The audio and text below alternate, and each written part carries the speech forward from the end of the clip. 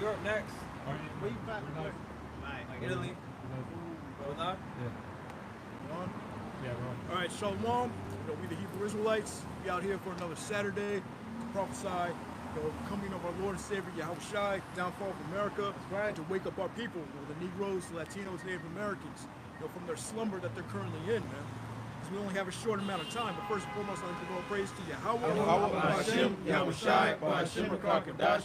Barakatah Yahweh, Barakatah Yahweh, Barakatah Yahushua, Barakatah Yahweh, Barakatah Yahweh, Barakatah Yahweh, Barakatah Yahushua, Barakatah Yahweh, Barakatah Yahweh, Barakatah Yahweh, Barakatah Yahushua. Yahushua. All praise Yahweh, Hashem Yahushua, double honors the apostles and elders, the great millstone, man, that taught us his word. Peace and salutations to the hopeful elect out there, man. But yeah, we in these end days, we're seeing it. Prophecies are just popping off like popcorn. Every other week there's some new thing going on. Earthquakes, diverse places. I believe there was another earthquake that hit Iran, this week. Just that these wars are just intensifying. People don't know why, We know why, because it's prophesied in the scriptures. People are saying that World War III is not going to happen. It is going to happen. People are saying that a draft is not going to happen. It is going to happen. Why? Because you fear it, But that's what's in the scriptures, man. America's going to be invaded, according to the scriptures. Let's get that Proverbs 1:20. Proverbs chapter 1, verses 20. Wisdom crieth without. She uttereth her voice in the streets. This is what we do week in, week out. We come to the streets, we prophesy, man. We teach the truth, man, according to the scriptures. On the streets, nowhere else, man. This is what you're called, this is what we were called to do. Lord willing, we're chosen, man. I got a quick one out. It's Matthew 22:9. It says, "Go ye therefore into the highways, and as many as ye shall find, bid to the marriage." As many as we shall find, bid to the marriage, man. That's our only job, man. Just wiping the blood off our hands, man. We try to tell you to come and bid to the marriage. You to come to Yahushua, man, coming back to this truth so we can meet the Lord in the air. This is what we're telling you to do, but only a select group of people are going to hear it. They're going to accept it. But that's okay, though, man. Because we're wiping the blood off our hands, man. We're doing what we were told to do. Who are the real Jews? All right. That's what we're doing. We're telling you. Who are the real Jews? All right. You right. That's right. That's right. People are waking up. God just said that it ain't the white people that are real Jews, I just wanted him to, Yeah, him say it. Because I don't know who he talking about. Yeah. I got another one out. It's Proverbs 8:1. If not wisdom cry and understanding put forth her voice, she standeth in the top of the high places, by the way in the places of the paths. She crieth at the gates, at the entry of the city, at the coming in at the doors. Unto you, O men, I call, and my voice is to the sons of man. At the gates of the cities, the chief place of concourse, man. We're supposed to wave our hand, man. So people can see us, man. So the elites can see us, making that noise, shaking the hand, waving the hand at them, That's the whole purpose, man. To start this thing up, man. To let people know who they are, and let who our enemies know who they are, man. Right. It's like, I'm sorry. Go ahead. I was gonna say it's showing you that the prophets are gonna be they're gonna be in view. They're gonna be in public eye. They're gonna be on the streets, man. That's right. The scriptures say they're not gonna hide our teachers in the corners no more. That's right. Paraphrasing. We've seen our elders. We've seen our apostles.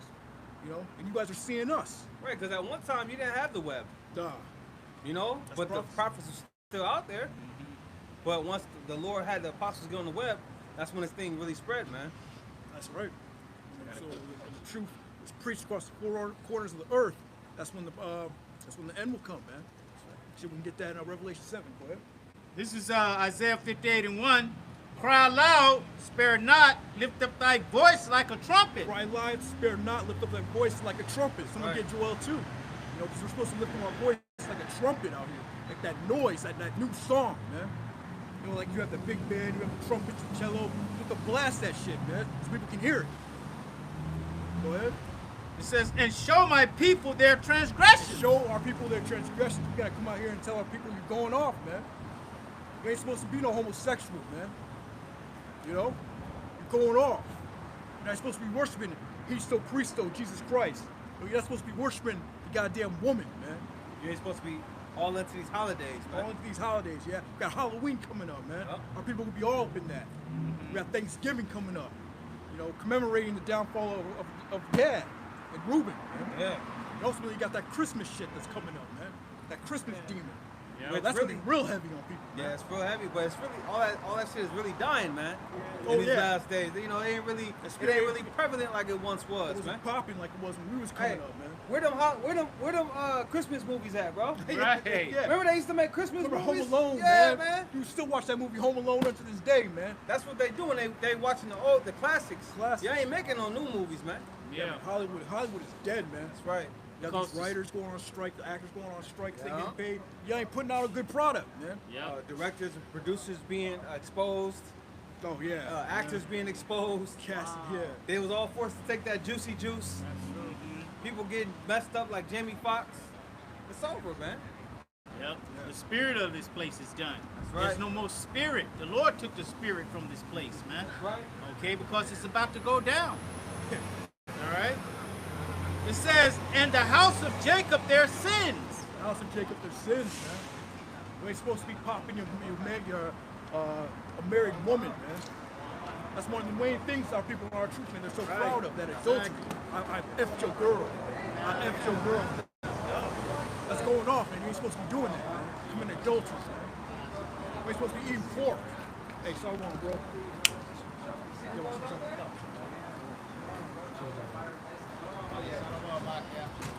Most High set up a dietary laws, man. There's certain diets, certain things that you're not supposed to eat. You know, supposed to take care of you, man. There's healthy foods, and then there's wicked foods, man, like pork, you know, Watch your neck. shellfish, lobsters, all that, man. Yep. And it says, "Yet they seek me daily Hey, show and delight to know my ways, as a nation that did righteousness," because our people, they pretend to love the Lord. You know what I mean? They give the Lord good lip service, man. All right? But to do what he commands them to do, you know, it becomes a problem. Yeah, they you want, know? they want to hear smooth things, man. Yeah. Teach us these smooth things. You know, they don't want to hear the truth, man, because they don't want that bitterness in the belly. You know, they want that sweetness in the mouth. You know, they were talking about, oh, we're Israelites. You know, the kingdom's coming. You know, but when we talk about Jacob's trouble, when we talk about the hour of temptation, that bitterness, they don't want to hear that, man. We talk about you can't pop your man's girl. They don't want to hear that. You know. Says, "A nation that did righteousness and forsook not the ordinance of their power, they ask of me the ordinance of justice. They take delight in approaching to the Most High." Okay? "Wherefore have we fasted," said they, "and thou seest not? Wherefore have we afflicted our souls, and thou takest no knowledge? Behold, in the day of your feast, ye I think find that's, a flesh." That was the Yeah, end that, of it. yeah. Yeah, it was the end First of it. verse. I got a scripture for that first verse. Huh? Isaiah 58, 1 and 2. Okay. This is 2nd Esdras 1 and 5. "Go thy way and show my people their sinful deeds, and the children their wickedness which they have done against me, that they may tell their children's children, because the sins of their fathers are increased in them, for they have forgotten me and have offered unto strange gods." That's right, man. We've forgotten. Our people have forgotten our power, man. They have forgotten our heritage, which is part of the curses. And it's on you, if you were called in this thing, you know, it's on you to retain the knowledge, study, show thyself approved, and come out here and let our people know what they're about. Yep. Let them know what they have forgotten. Let them know the names, Yahweh. Son's name Yahweh Shai, man. You're supposed to conduct your house like that as well. You're supposed to tell your children and your children's children. Pass it down. Yeah. Okay, it's supposed to be passed down. Okay? This is our heritage, man. Okay? Before things were written down, it was passed down by spoken word. That's right. That's right. Okay? Exactly what you were saying. Read that again or something. Another point I want to make. Yep. It's 2nd Esdras 1 and 5. It says, "Go thy way and show my people their sinful deeds, and their children their wickedness which they have done against me, that they may tell their children's children, because the sins of their fathers are increased in them, but they have forgotten me and have offered unto strange gods." Yeah. the sins of their father have increased in them. It's not talking about you paying for your father's sin, but, the sins that you've done in your past life, coming back in the regeneration, and adding on to that sin, man. But hey, it's all about the elect at the end of the day. Got your precept? Yeah, this is a quick one. Deuteronomy 32 and verse 7. Remember the days of old, consider the years of many generations. Ask thy father, and he will show thee, thy elders, and they will tell thee. And that's why Esau wants to take the father out the home, man. It grieveth the father. It grieveth the enemy. What's the, if you can find that scripture in the Apocrypha, it grieveth the enemy, the father teaches the son. Yeah. That's the main reason why they wanted to get the fathers out the household, man. And through the Spirit, we are the fathers. The scripture says, "O ye fathers that have known him since the beginning, you have overcome the world." Roughly paraphrasing. Yeah, we knew the father back then, man. Lord will, the elect, they were predestinated. They was with Yahushua from the beginning, So they had that spirit within them already. They just have to bring it out. And that's another important reason why you have to teach this word, man. So that the elect that hasn't woken up yet can wake up. All it takes is for them is just hearing the word. Got that? Sirach chapter 30, verse 3. He that teacheth his son grieveth the enemy. He that teacheth his son grieveth the enemy, man. That's why they want to get the fathers out the home, man. That's why they set up the drugs in the neighborhood welfare system, man. To get the father out the home. Why? Because the father is going to pass down the knowledge. Right. And also discipline and chastise the son. They're going to discipline the son. They're going to take that whip to the backside, that leather belt to the backside when the kid starts acting up, put him on that straight and narrow path. They did a research of how many single mothers' children are in jail.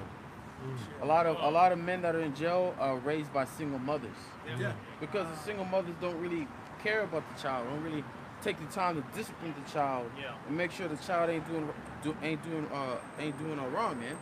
A single mother is like a sibling to the child, Right. They don't assert the mother instinct of a mother, or a parent. They want to be friends with the child. They don't want the child to have no offense with them. They want to please the child. They want to be friends, Like I saw this one video of these parents eating together with the son, and the son fell off the chair, and the mom, earth carrying and nourished spirit, trying to help the child, but the father's like, no, let the child figure it out on his own. Yeah, let him get up. Let him fall and let him get up. Right. But that's the thing. That's the thing about being in a single family, especially the mother. She's naturally nurturing. Yeah. That's her nature. She's mother of us all. Mother. And Esau knows that. It needs to be a balance. Yeah, that's the balance, and he took that balance out. He knew it was going to be one-sided. Yeah. Okay, you nurturing, and then how mothers nurture their sons, right, and fathers nurture their daughters. You know what I'm saying? So that nurturing of the mother goes too far after a while. You know what I mean? After the child passes 9, 10 years old, he's supposed to be trying to look into his father then. But it's still getting that mother energy. Yeah. And they're raising up to be in the Oedipus, having an Oedipus complex, as they say, like in that movie Baby Boy. Okay, he had that Oedipus complex until Ben Raines came around. They put him in that headlock. Good. And also, our women are cursed. They have an evil eye. Let's get that. Deuteronomy 28. They have an evil eye towards their daughters and their sons. So our women have become like the ostrich, as it says in the scriptures. So they stomp all over the kids. They don't give a fuck about their kids, man. They abort their kids.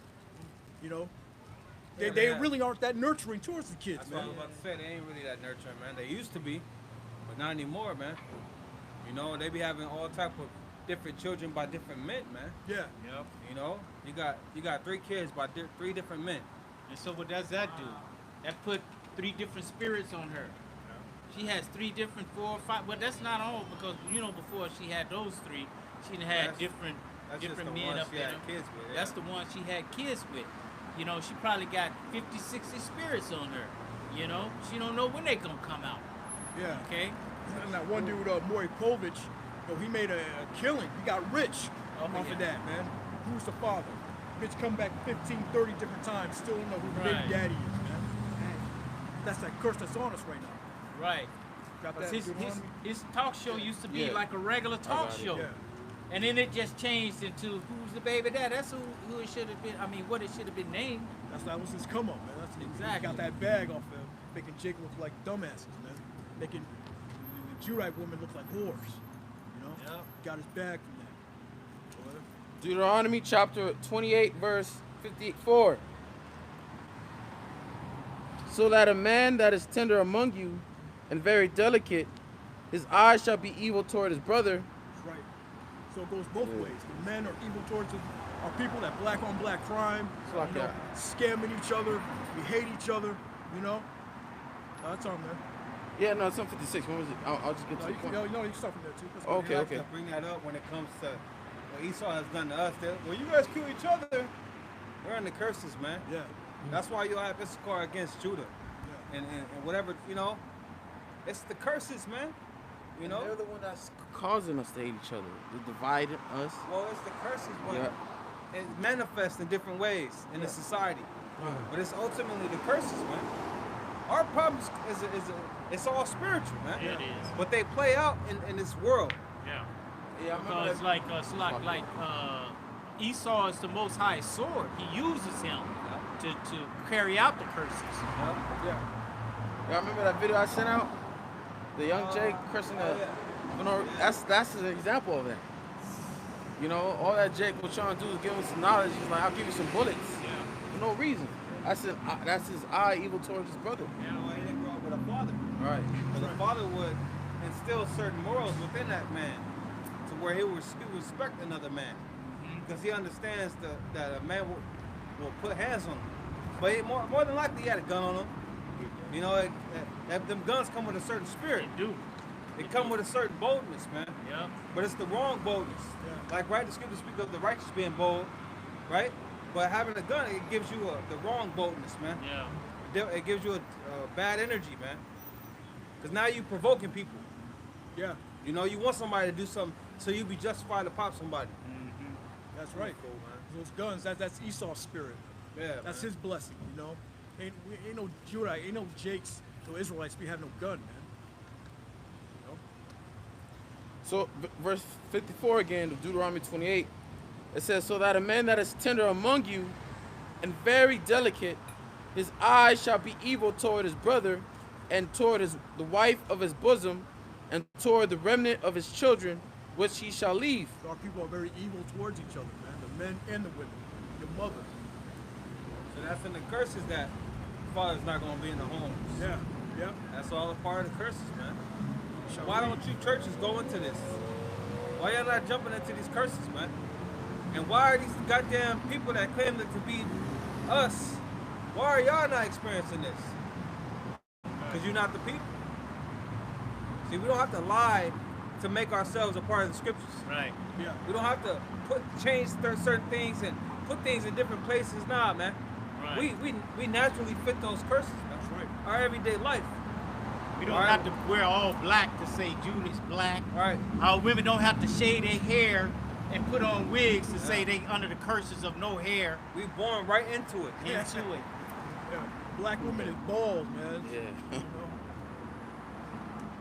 So that he will not give to any of them of the flesh of his children, whom he shall eat, because he hath nothing left him in the siege and in the straitness, wherewith thy enemy shall distress thee in all thy gates. And this is referring to what the Romans did, Roman persecution of 70 AD.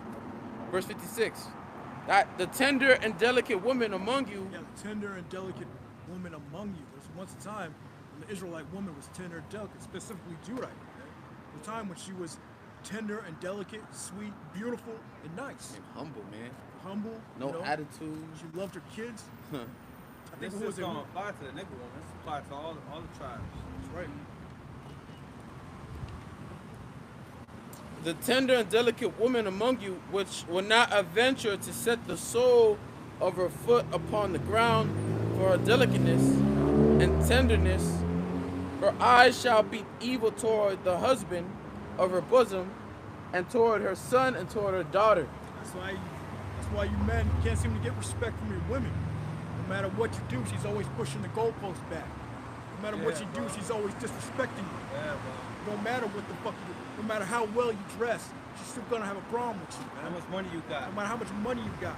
Somehow we gotta be a high value man. You make Yeah. 6 figures. That shit does not matter. Make 6 Yeah. figures. That bitch still ain't gonna respect you, man. And that's why, I'm sorry, brother.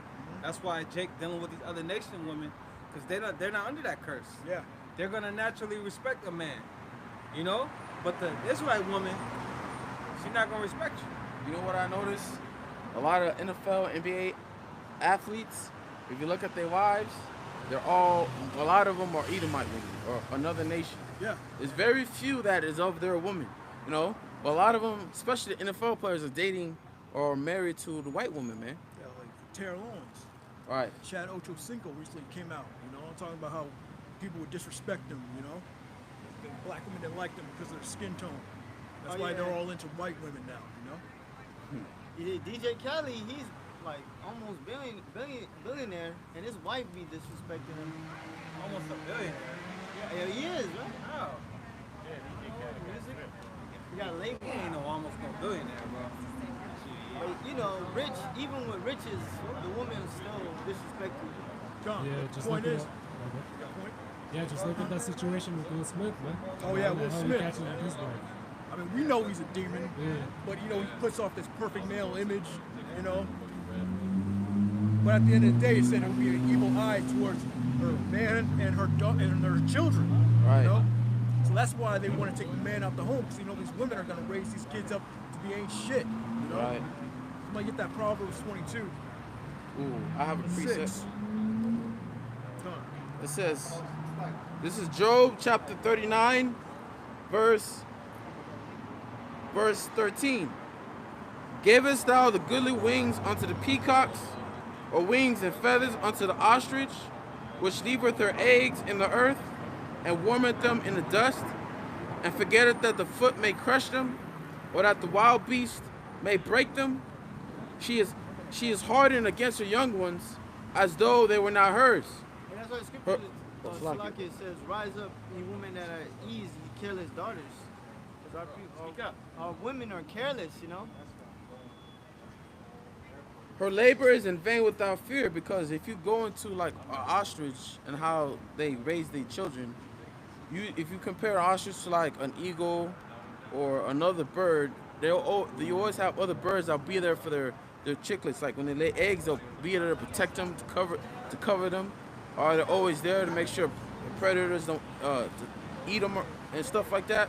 When you look at how an ostrich raises her eggs, she just leaves it in the dust and she wanders off. Where a beast can crush it, or an animal can eat her eggs, she's not there to protect it, man. Okay, and that's how our women have. That's how our women have become.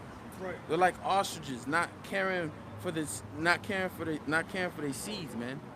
You know, you have women that go out and party, and leave her daughter in the house unattended, man. Okay, you have women that go to work and leave her kid in a hot ass car. Yeah.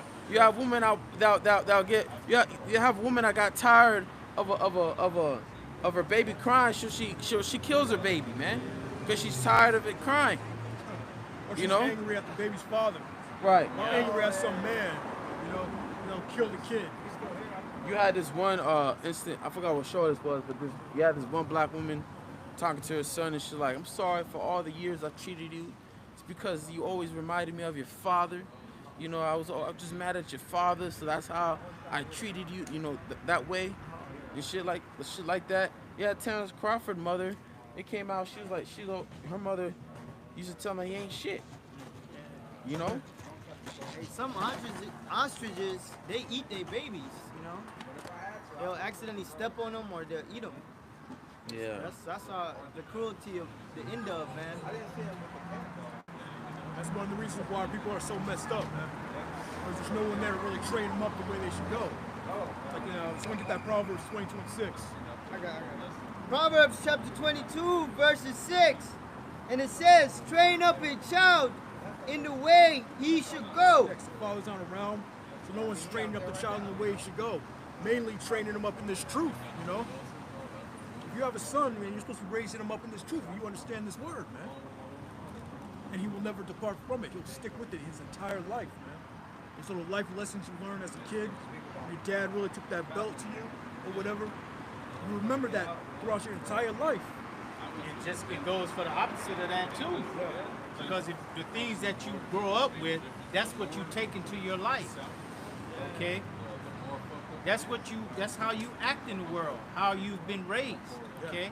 If you've been raised with giving respect and honor, having manners, that's how you're gonna be. Nobody can take you out of that. That's just your nature. Or like R.J. Barrett that plays for the New York Knicks. A reporter asked him, like, aren't you mad that you got other players that you are better getting paid more than you? And he mentioned how his parents taught him never to envy, or especially his father, mainly his father taught him never to envy another man's bread, another man's basket, you know? Yeah. There's also a saying you're a product of your environment, you know? That's a life lesson. The way you're, like the scripture said, train up a child the way he's supposed to go. Those things affect your whole life. Yeah, how you're raised. Yeah. Some kids can't get over it to this day, man. Yeah. Hey, bro, the scripture says a child left to himself becomes willful. If you go into that word, it's unruly, you know?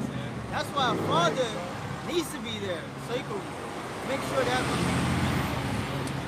sure that spirit stays in order, you know, or mold right. Yeah. That's his job, you know? We have some ungrateful children that been raised up hard by their father and want to go on a show and bitch to the whole world how hard their father was on them. Yeah. You know, he hates their father. He hates his father because how hard his father was, not knowing that was true love, man. Yeah, perfect example is that movie The Fences, Right. the one with Denzel Washington. You know, he didn't realize, he didn't realize the good. He didn't realize the good that his father was instilling in him by disciplining him. You know? All right. Exactly. You know, just like the Karate Kid. Yeah. You know, those menial things that he was doing. Okay, pick up the jacket, put it down, pick it up, put it on the rack, take it out, put it on, take it out. All those things, he was mad at it because he thought it was menial. Okay, but he didn't come to realize that those were the actual things that he was going to use in the fight. Okay, those were the things that he was going to use in the fight. All right. That makes sense because your father got to train you for life. Exactly. Train you for the hardcoreness of this world, man. That's that discipline, man. That's his job, man. He's passing down his legacy. You have his name, you know? You don't want him embarrassing you out in the world, man.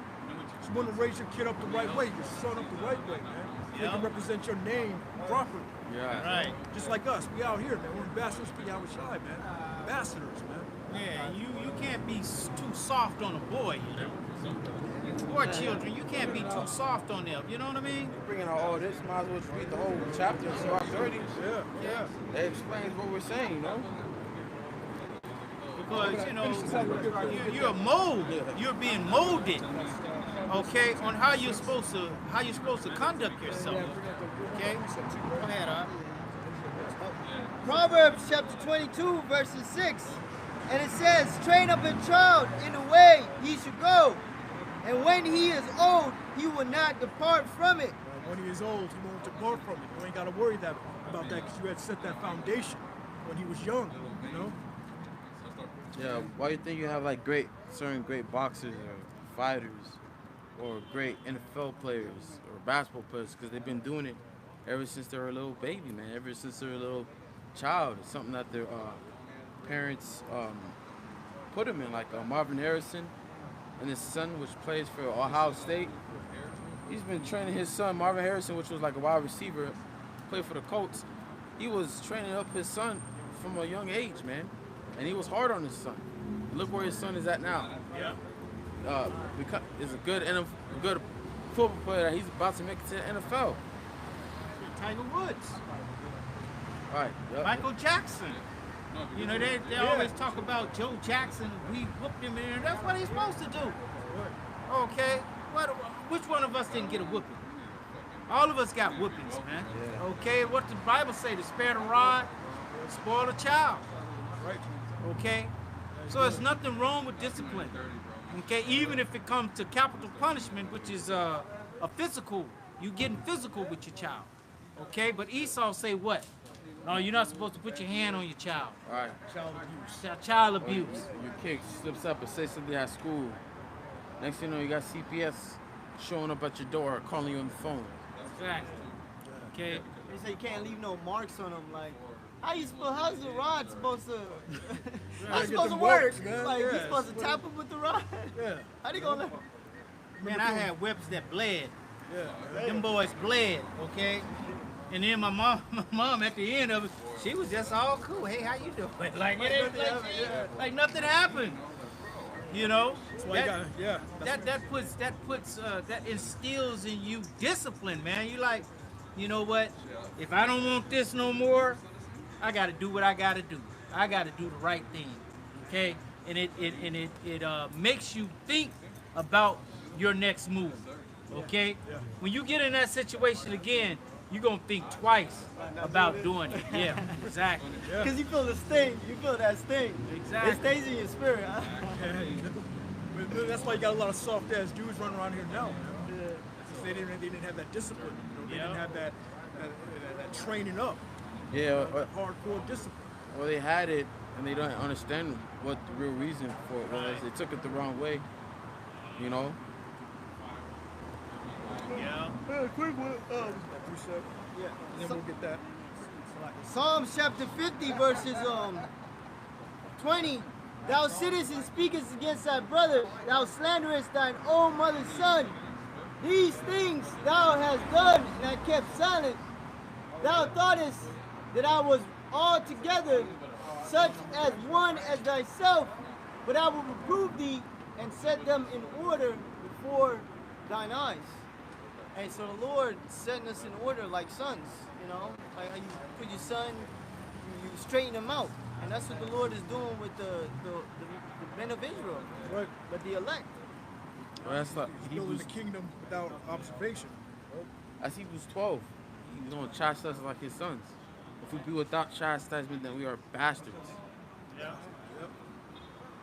Because if the Lord didn't put us through stuff or chastise us to the Father, we'll be unruly out here. We'll just be doing anything we feel like doing while trying to serve the Lord. Our people wasn't. Look what happened to us as a whole nation because our people was doing that back in the land of Israel. You know? So this is the book of Sirach, chapter 30, verse 1. He that loveth his son causeth them oft to feel the rod. He that love you love your son, man. He's gonna feel that rod often, man. Because they're kids, they're gonna do all kinds of wild stuff all the time. So you have to be there for them to put them in line.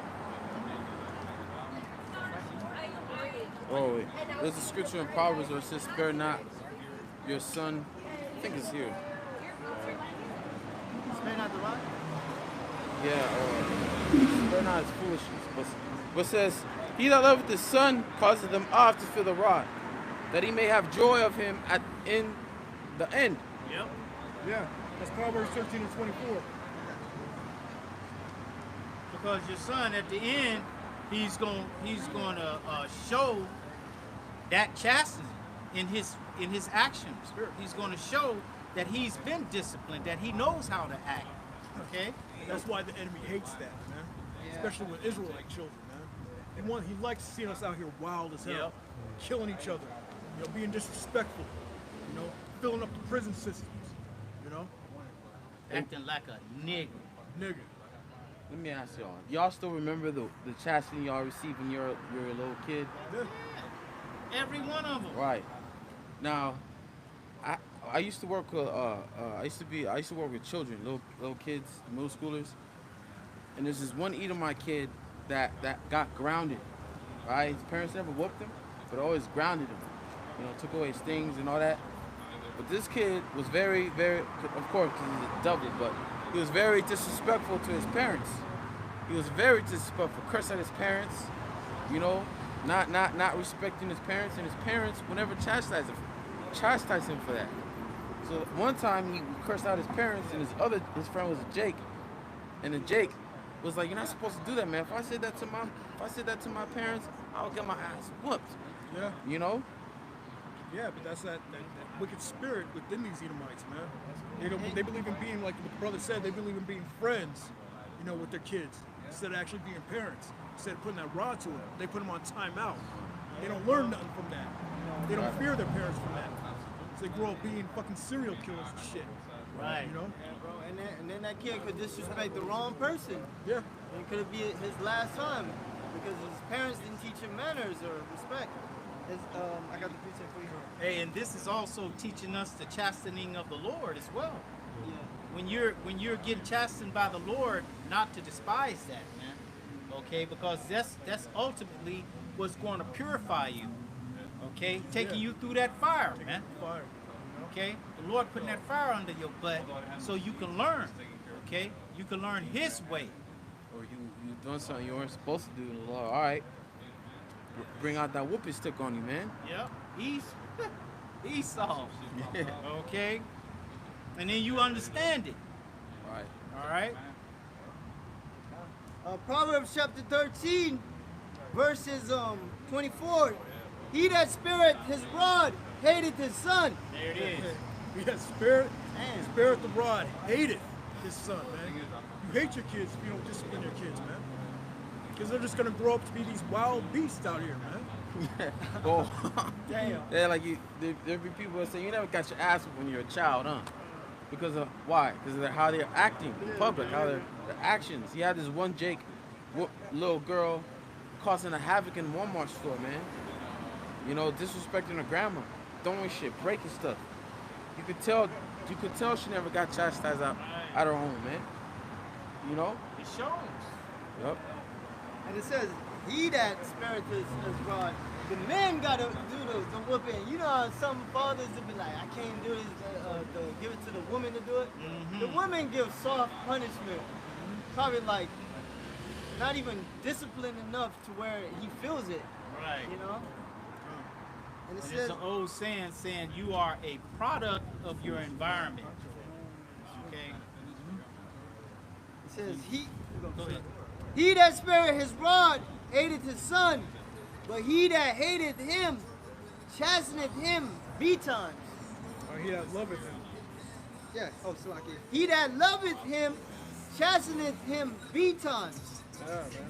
Like we just read, you know, you have your son experience that rod often. Lightly paraphrasing what we just read, man. Now, often as what? Often as needed. That's needed, yeah. Okay. Yeah, you don't want to be no lion, a roaring lion in your household, man. Right. You know, that's a demon on you, man. Just angry all the damn time. You know? But what you read? Proverbs 13 and 24. Did you read Proverbs 22:15? I think we that? did. Well, I have it right now. Proverbs 22:15. I'm reading the NLT as well.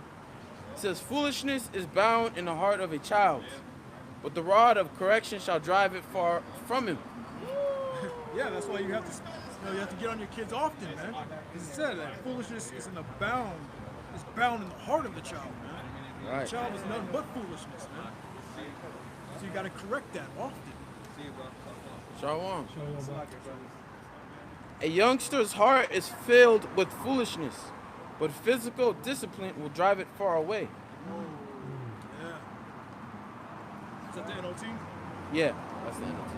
That's the one where it says a child, foolishness is bound in the child's heart. Right, Yeah. Yeah, because a child, they don't know right from wrong, man. right. So you gotta literally beat righteousness into them. It's like training a pup. Yeah. You know, you gotta train them. Yeah, like how righteousness was beaten out of us. You know? We gotta beat that righteousness in our children.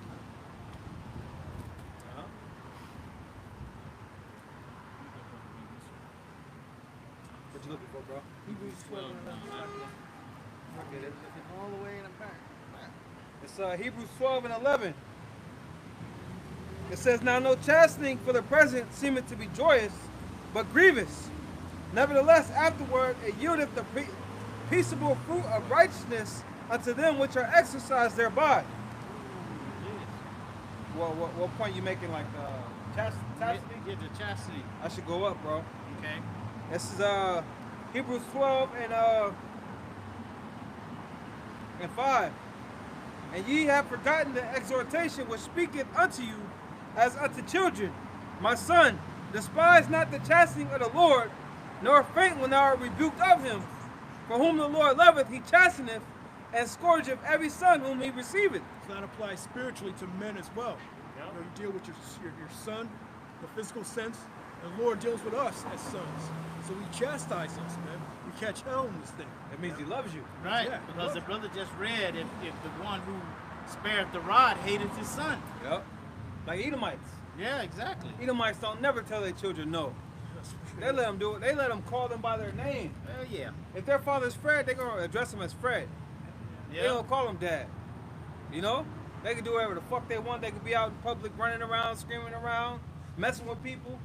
And their parents never checked them, man. I was playing at this party one time, and this little Edomite kid, the parents standing right around all, you know, the other party people and stuff, and they had a nanny, Issachar nanny lady. She brought this short. The little Edomite kid came up and just started kicking her. I mean, kicking her, not with some hard boy shoes on. Just kicking her. She's like, man, stop. And the parents just sitting there watching, They probably told him to do it. you know? I'm like, She better than me, bro. way better than me. I would have kicked that little motherfucker back. Oh, he went over there with our stuff. He went over there inside Yeah. our band area. Man, I got that little, hey, get your, hey. You know what I'm saying? I gave it to him. I gave it to him. He got scared, He ain't never been spoken to like Exactly. that, bro. Never. you know? Exactly. But that's what they do, That's what they do. you know? And these are the people that are running the world. Exactly. Yeah. They'll lock you up if you whoop your children's ass.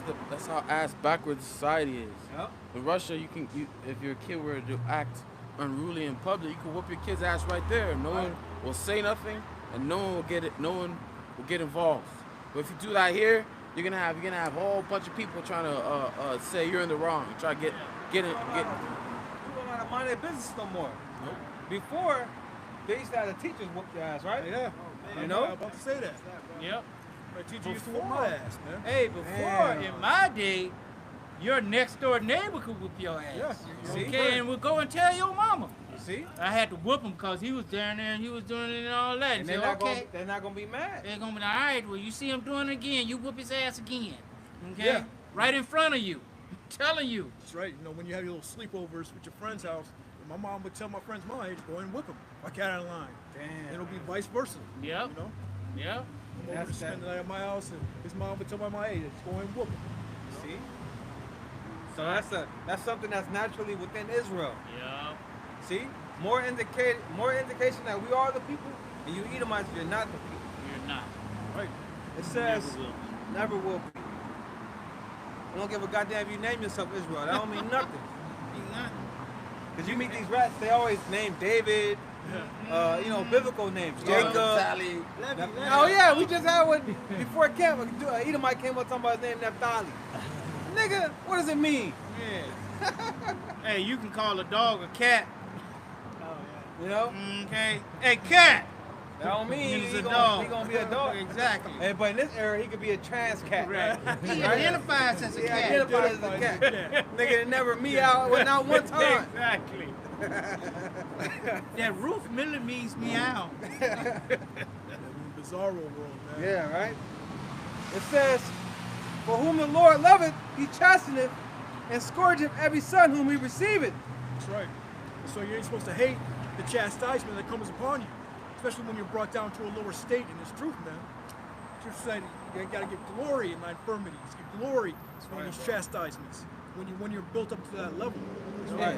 If you give glory when you're doing good, how much more glory you should give when you're doing bad, man?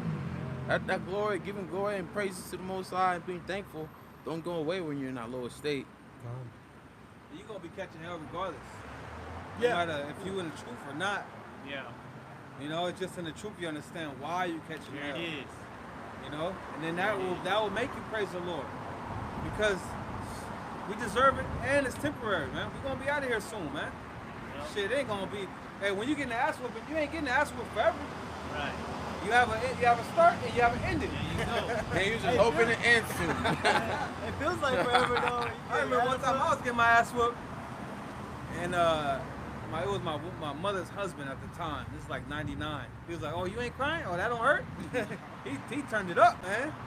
God damn, motherfucker whooped my ass for like a good 5 minutes, man.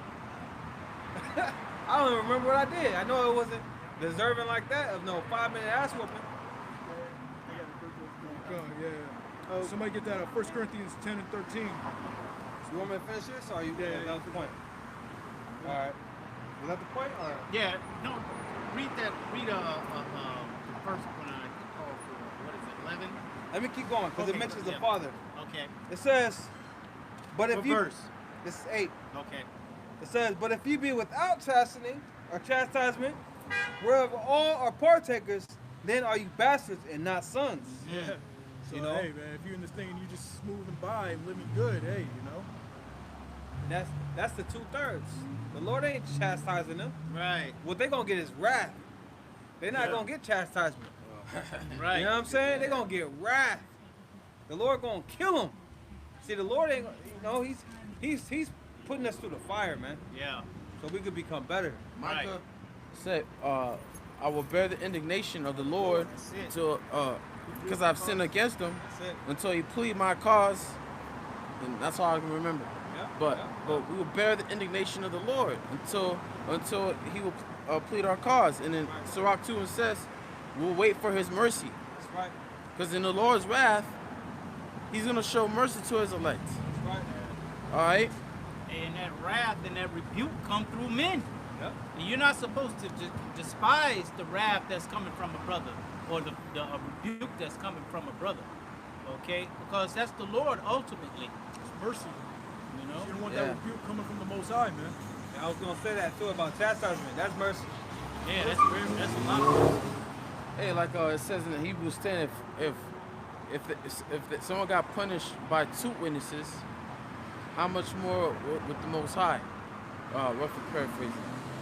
Because in ancient world, to be a judge, you need 2 witnesses. Yeah, that's right. Yeah. Okay, but the Most High, he sees and knows all, man. You don't fear him. Okay, as it is written, when it's a fearful thing to fall into his hands. Yeah. Okay. It says, furthermore, we have had fathers in our flesh, of our flesh, which corrected us, right? Them ass whoopings, and we gave them reverence, right? When you was getting your ass, this is what I think of. When you was getting your ass whooped by your father, you didn't stop him, or you didn't run from him. I didn't. Right? Whether it's your mom, your father, whatever it be, you didn't try to rebel against it. You know, you took it. So it's the same approach with the Lord. You just gotta take it, man. It says, shall we not much rather be in subjection unto the Father of spirits and live? For they barely for a few days chasten us after their own pleasure, but he for our profit, that we might be partakers of his holiness. Now no chastening for the present seemeth to be joyous, but grievous. Nevertheless afterward it yieldeth the peaceable fruits of righteousness unto them which are exercised thereby. Didn't Yahweh chastise his only begotten son?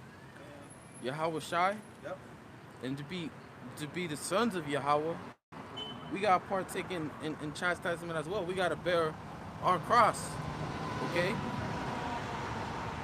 And you have to count the cost. Right. Count the cost in this thing. Know what you're getting yourself involved in. You know? But at the end, it's like, well, at the end, it bear what? The peaceable fruits of righteousness, man. That's the whole thing right there. It's a means to the end. Okay? Something is added onto you spiritually. Exactly. That's very beneficial, you know. Very. Like the brother said, you know, you're going to catch hell in this thing regardless. Whether you're 2/3 in the world, whether in the truth, you're going to catch hell, man. So you might as well just appreciate, the chastisement that you're going to get. Can you get that 1 Corinthians 10? I got it. Go ahead. 1 Corinthians 10 and 13. There hath no temptation taken you, but such as is common to man. So all the hell that you're catching, everyday man out here is catching the same type of hell. Yeah. So you want to catch your hell so that you can be accepted by the Father, man. So that you can be delivered up out of here, man. So that you can get that blood off your hands, so that you can go through the fire and be tried, man. Instead of just catching hell in vain. You know what I mean? Hey, like, there was this Jake at my job, my old job I was at. he was catching hell, man. He had car problems, and he was mainly catching more out of work because of the supervisors, and he ended up getting fired. But before he got fired, like me and him were chatting up, and like he just, you know, we had a conversation, and like, man, if I don't see you, it's all, you know, all good and all that. But he was catching hell, but he didn't understand why he was going through all. He didn't understand why, you know, he's having car problems, and at the same time, you know, he was catching hell at the job, the supervisor was being a demon and all that. He didn't understand, man. He was a Jake? Yeah, he was a Jake. Like Judah? Judah. They tried. When you don't understand, it gets to you too. Right. And that's really hard when you're a Judite, man. Yeah. Or I'm saying like dark skin, because you can have dark skin and be another tribe, you know, but it's really hard, man. Yeah. Them devils are a little bolder against you, man. Yeah, because the supervisor was an Edomite. And I always noticed that he's always treating that guy bad. And like, there's two other, you know, I'm Southern Kingdom, and another Judite over there, but for some reason he was always attacking that one. You know, he's always going harder on that specific Judite. Okay, but the point is he didn't understand. You know, you know, if I were to go through the same thing, I'll understand. I know why. I will understand why. And you would pray to the Lord. Right. Yeah. Cast your burdens on the Lord. Yeah, he doesn't have, you know, if he does pray, it's not to Yahweh Shema Shai. You know, he doesn't have the comfort of the truth. He doesn't know, he doesn't understand. We're in captivity, we're under curses. Esau Edom is the devil. I mean, he might know he's the devil, but he don't know he's Esau, you know? But it's all good. It says, Hey, them Jakes too, that deal with that, you know, the everyday Jakes, they still able to smile and they still able to get through it, you know? right. So how much more us? There hath no temptation taken you, but such as is common to man. But the Most High is faithful, who will not suffer you to be tempted above that ye are able. So no matter what hell you're going through, whatever fire the Most High is putting you through, you're going to be able to deal with it. That's right, bro. And that's in this time and during the time of Jacob's trouble, the hour of temptation as well, man. Right, because here it is. Let's read it again. There hath no temptation taken you, but such as common to man. But the Most High is faithful, who will not suffer you to be tempted above that ye are able. Right, above your strength, right? He ain't gonna tempt you above your strength. Now, we don't know our strength. We don't know how much we could take. But he does. Right? Like Tobit being blinded for 8 years. Tobit, if you would ask, he probably was like, man, he'll probably think that would break him, but he was built for that. Or what happened to Job? He was built for that. Yeah, Daniel, King David. So everything that you go through is personally made for you. Yeah. You able to handle it. You know, you might see another brother go through some shit and be like, damn. But if you went through it, it would destroy you. You see? But the Lord, he ain't gonna do you like that. He ain't gonna go to the gym and ask you to bench press 300 pounds. Exactly. And you only can bench press 105. Nah, man. Everybody has their own measure in this thing, man. Your walk is your walk. Yeah. Proverbs 20 and 24. What's that? Man's goings are of the Lord. How then can a man understand his own way? So really, you gotta trust the Lord. You gotta trust the process when you're going through things. All right, this is what the Lord want me to go through right now. Yeah. You know? Gotta wait for his mercy, like Joseph. Yep. He was in prison even after he told the two I believe it was the butcher, the chef. It was the chef and the cupbearer. Yeah. He broke down them two dreams, and Joseph told him to tell the Pharaoh to always remember me, right? But they didn't. 2 years later, so that means Joseph had to endure to be in prison. Before that though, right? Here it is. He getting dreams from the Lord and telling his family, and they over here jealous of him, envious of the dreams that he ain't giving himself. He getting them of the Lord. Right. And then they did all that what they did to him.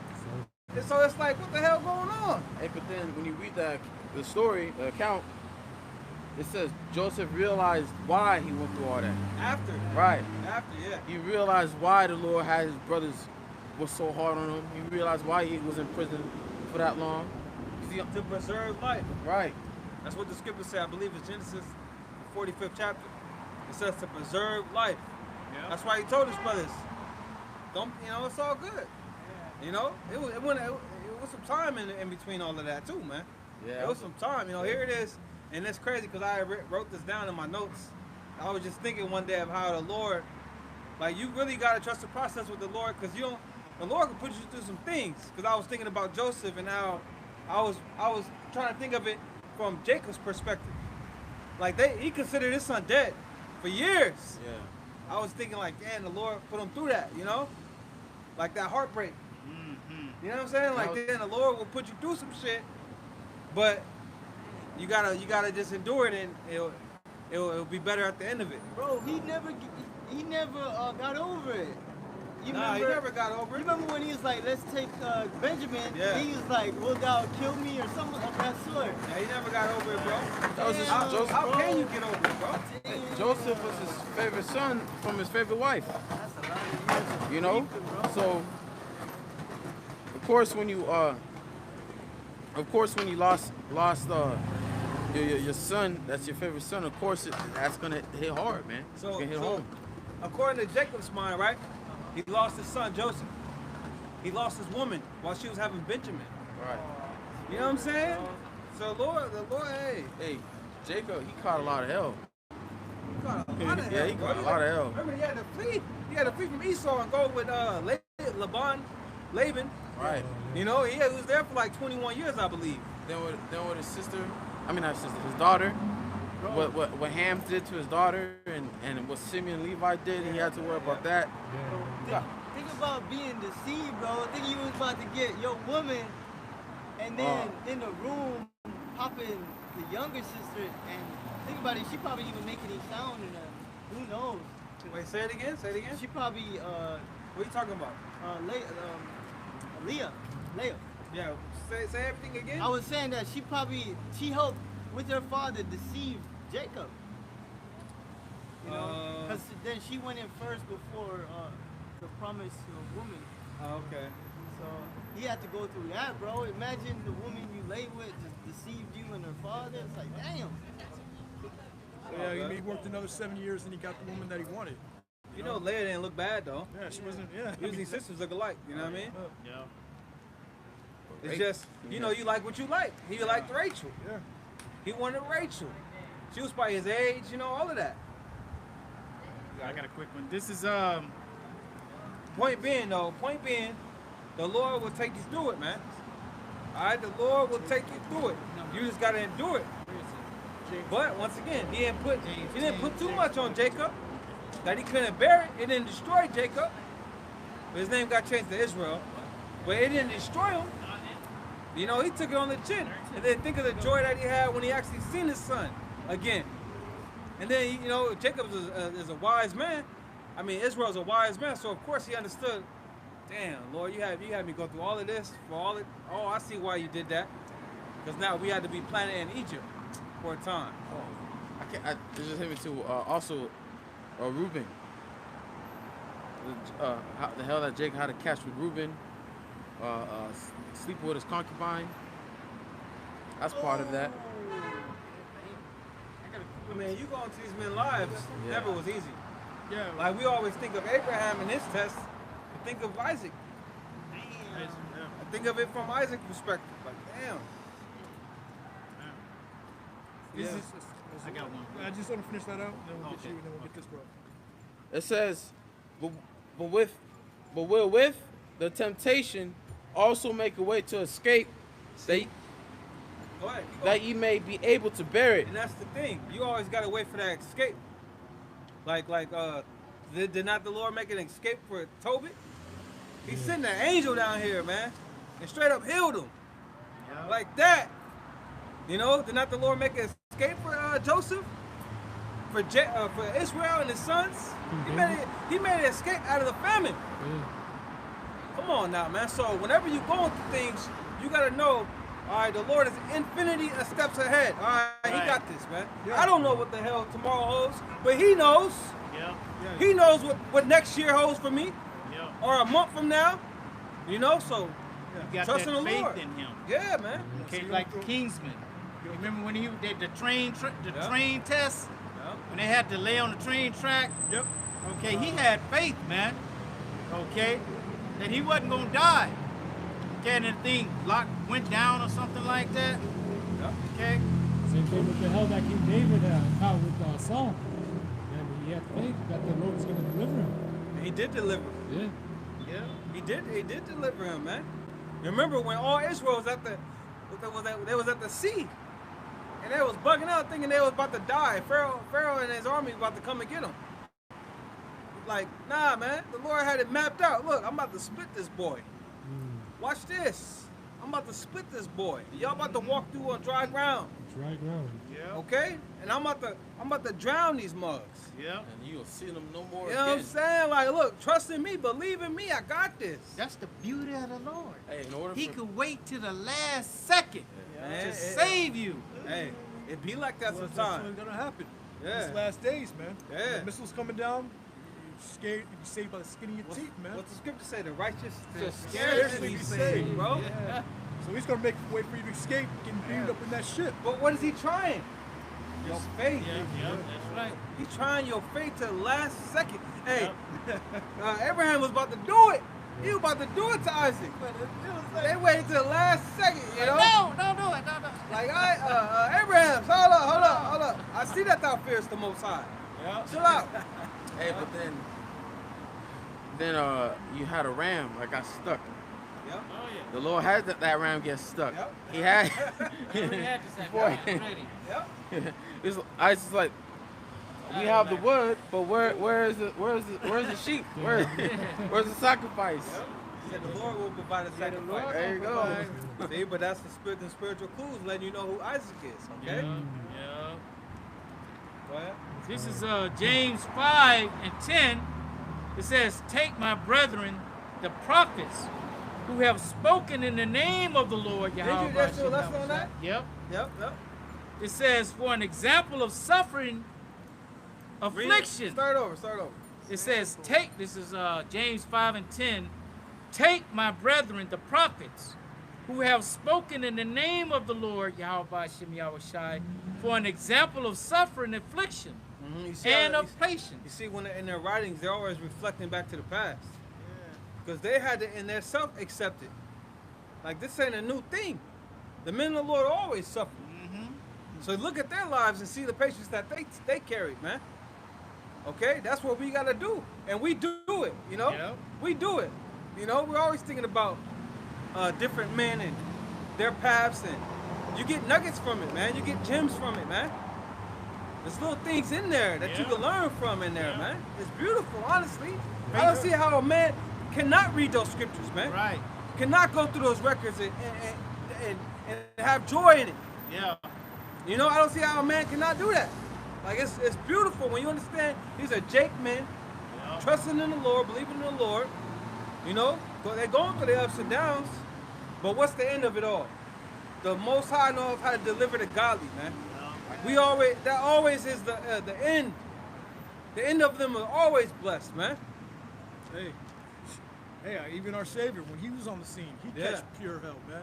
We can get that Isaiah 53:3.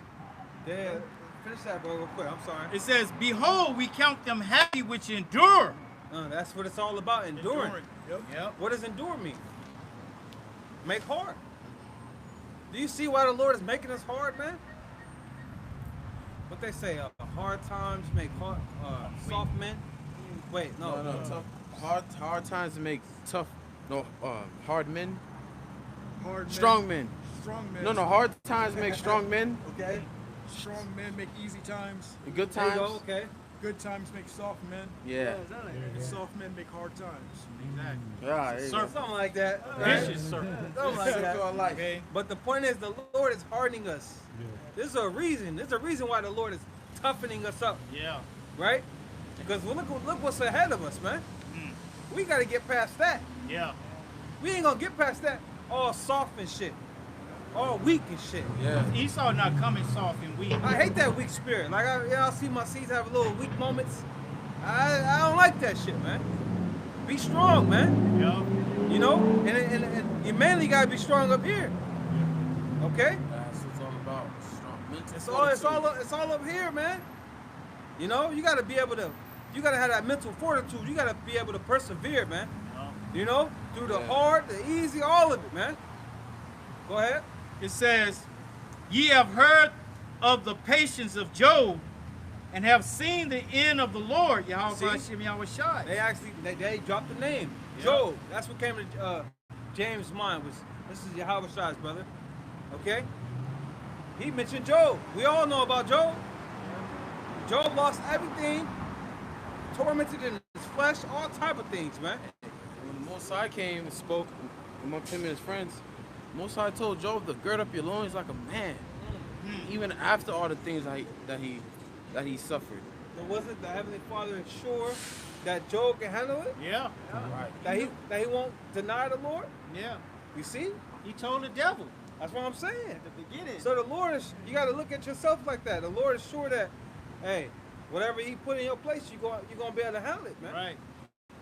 I mean, do we not cry to Yahweh Shemel Shai when we faced with something? Yeah. Like, come on, man. Yeah. If your seed come to you about something, aren't you going to help them? I know I do, you know? It says that the Lord is very pitiful and of tender mercy. So the Lord ain't like, the Lord is austere, the Lord is hard, but He's merciful, man. You know, the Lord is compassionate. The Lord will feel for you. Yeah. Yeah. You know?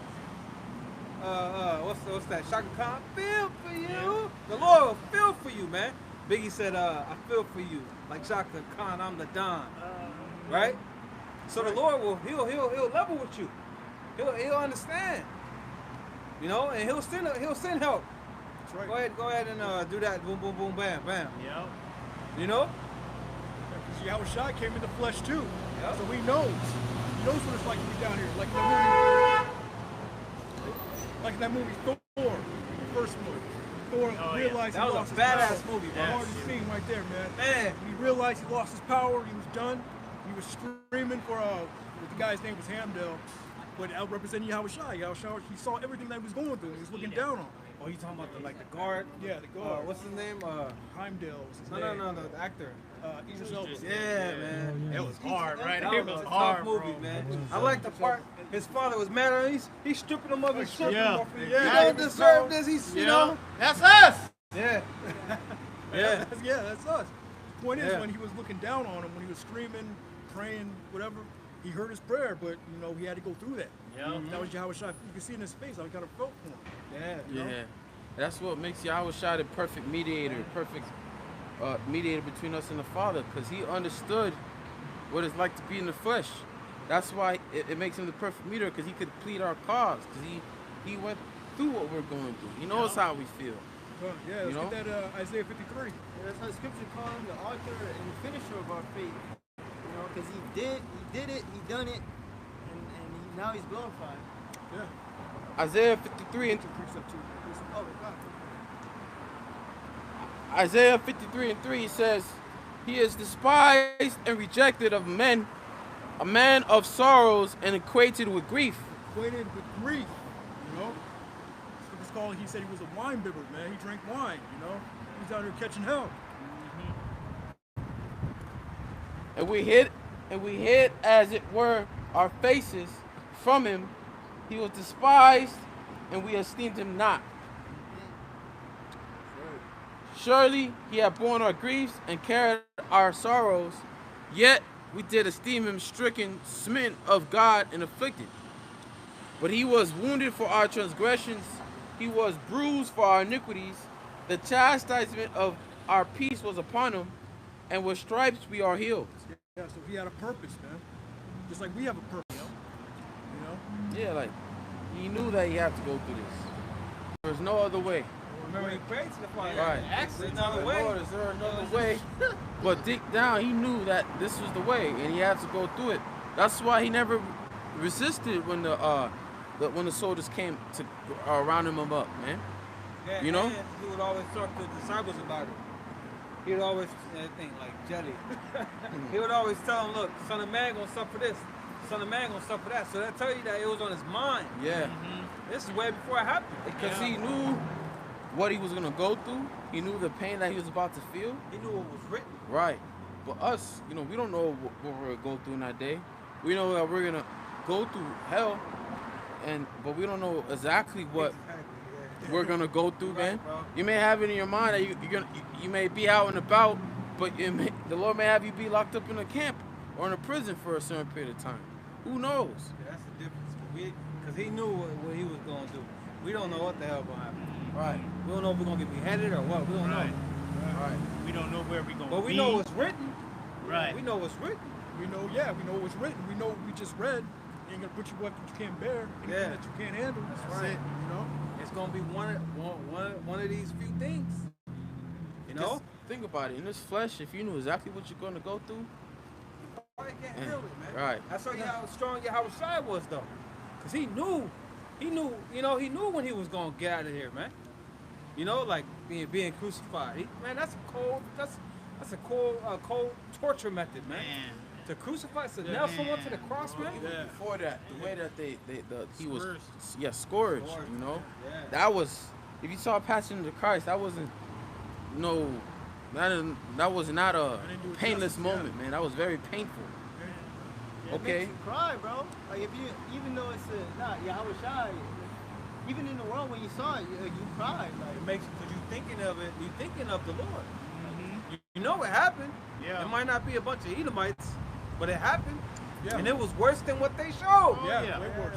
They only Yeah. could go so far. It's cut.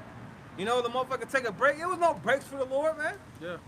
It was real life. He was really 33 years old, man. And he really went through it. That actor didn't go through that. Yeah. That actor was makeup and That's what all I'm that saying. kind of stuff, He man. was really in pain. He really Exactly. he didn't get no sleep that whole night, man. He said Night of the Passat. he was under so much stress that he started sweating sweating blood. blood. And there's actual doctors that prove that can actually happen. Then when you go into the actual physicalities of him having those crown of thorns on his head, man, that alone right there is enough to break somebody. Because those thorns were huge thorns, man. They had a jamming on his head, And then him on the cross, you don't think about the weight, yeah. He had to carry his weight to breathe, and he let down. Like that was, Each breath was painful. Then he had to carry the cross actually, So that was. But the scripture say through his stripes we were healed, man. bro, and then the Lord had to sit. Speak up, brother. Then the people were making fun of him, even worse. Like you going through all of this. It was like you claim you the son of the Most High, get down from that cross. Wow, bro. Our people are cruel, man. Yeah, but it's prophecy, bro.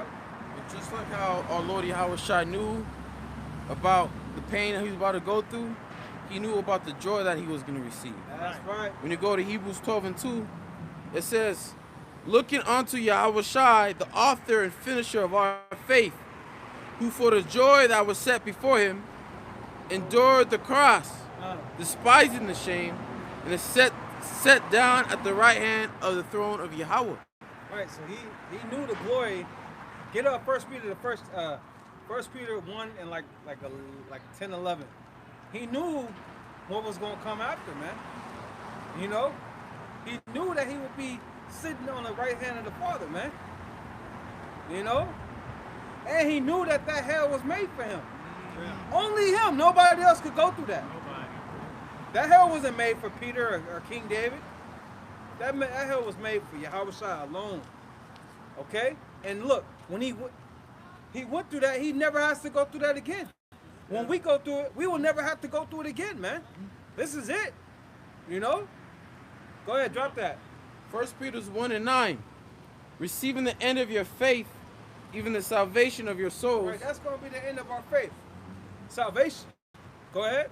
of which salvation the prophets have inquired and searched diligently, and who prophesied of the grace that should come unto you, searching what manner of time the Spirit of Yahweh Shai, which was in them, did signify when it testified beforehand the sufferings of Yahushua and the glory that should follow. You see? The sufferings of Yahushua and the glory that shall follow, man. So suffering's gotta come first. Yeah. But once we go through it, we will never experience pain again, man. You know, and we gotta remember this is the end. The Lord said He gonna lift up a standard. You know, yeah, some of us gonna be beheaded. We're gonna go through it, but the Lord, He gonna turn it up in these last days, man. He gonna match the intensity of this thing, man. Right. He gonna show up and show out, man. Hey, bro, even if brothers die, that's the end of your suffering. That's Ain't no it. such thing as death, man. That's it. Ain't no such thing as death, man. Ain't no such thing. Hey, that's why Paul call it them that sleep. Sleep, yeah, you're gonna be the first one on that chariot, man. Dying. You're gonna be up there, right there with Yahushua, with King David, all of them in that chariot, man. If you fall asleep, you know, on this side, and you're in the truth, man, you're part of the elect. You're gonna be that first one. You get beheaded, you know. You're gonna be up there, first one. All right. Yeah, you got your precept. First Maccabees chapter 2, verse 50. Now therefore, my sons, be ye zealous for the law, and give your lives for the covenant of your fathers. Hey, before they had to go through what they had to go through, going against Antiochus' army, they were prepped by their father. And they were just like us, we're being prepped, you know, of old accounts. And this brother brought it up, you know, they always refer to the old accounts. So here it is, you know. It says, Gotta follow the old past to see the sound, you know? yeah, come. It says, call to remembrance what acts our fathers did in their time.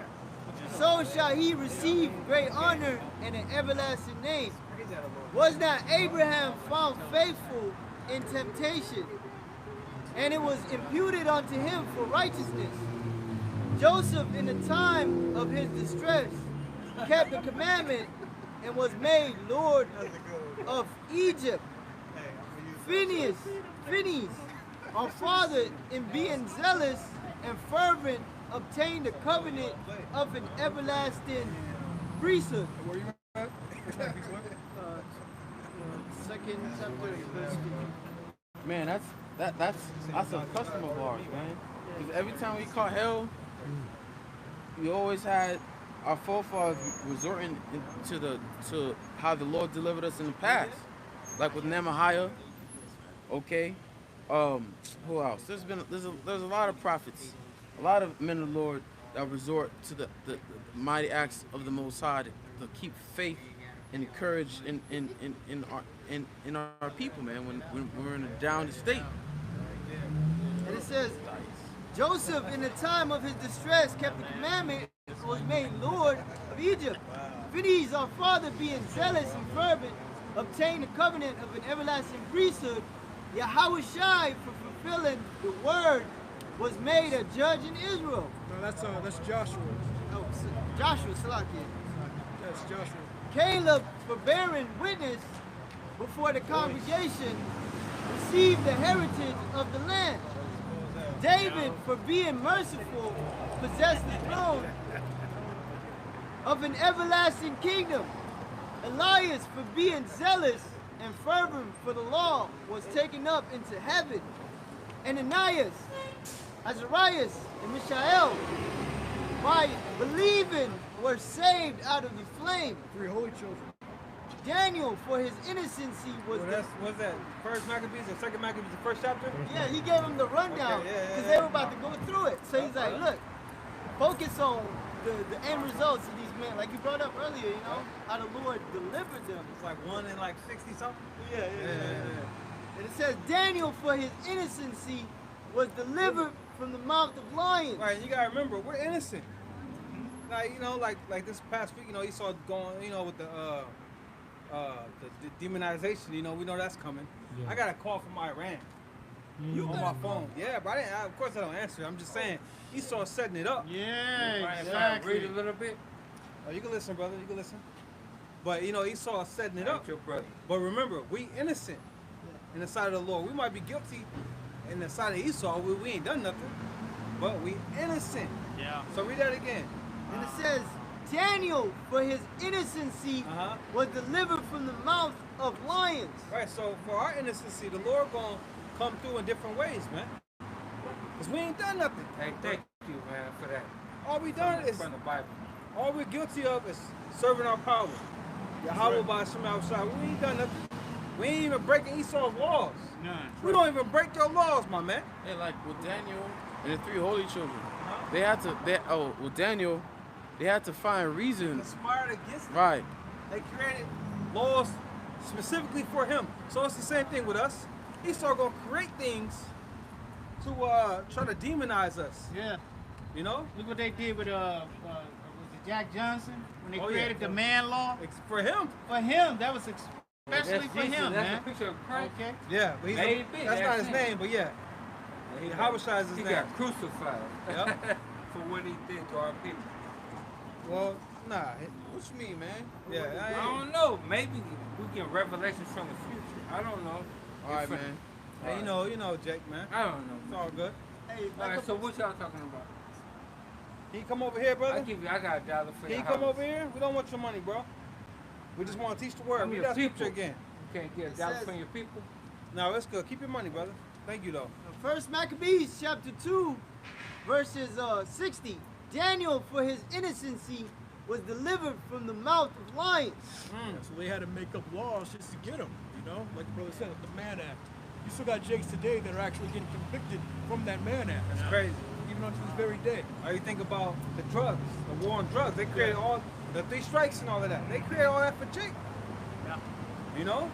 So they gonna do things, but it said stop the mouths of lions, right? Yeah. Now, what actually happened? The Lord sent an angel to stop the mouths of lions.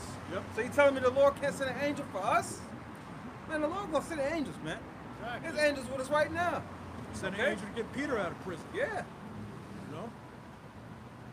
But the scripture say, "Don't dost thou angels always behold the face of the Most High?" Okay, we all have a personal angel, man. That's Guardian angels. Exactly, that's watching over us, man. Okay, the Lord is not playing, and He's not slack. The Lord is going. He's on the throne. He's doing what He's saying in these scriptures, man.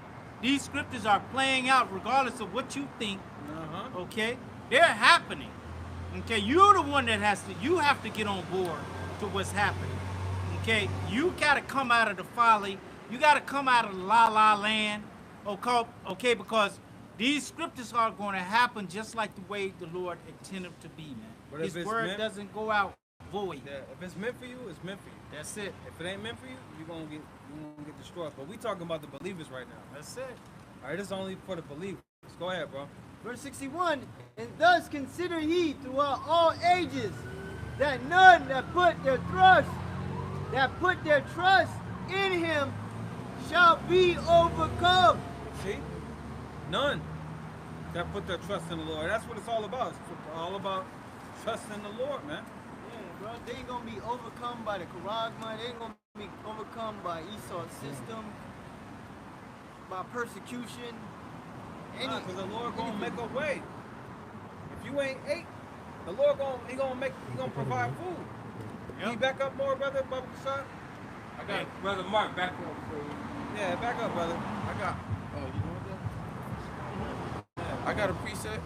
Yeah, the Most High had all kinds of examples to follow, man. We just read it. Hey, by the way, I'm Mark Lawrence, by the way. From the TV show Mark. Right? This is Sirach 51 and 8.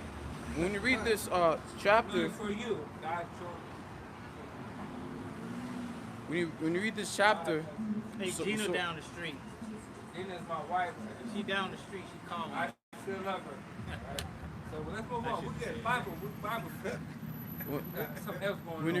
you read Sirach 51, basically this is a chapter. We got other things going on other than me and my Bring out scripture. When you read the book of Sirach 51, Sirach is basically telling the hell that he was catching, right? In 51 and 8, it says, "Then thought I upon thy mercy, O Lord, and upon thy acts of old, how thou deliverest such as wait for thee. and savest them out of the hands of the enemies.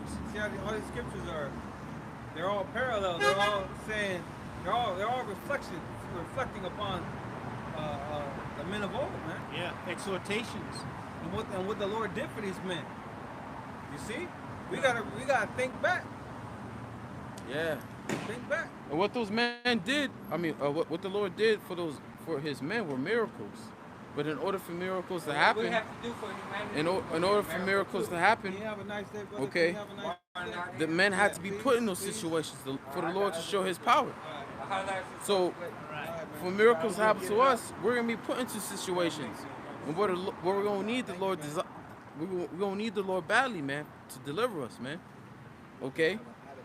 We had an Adam fucking cantaloupe.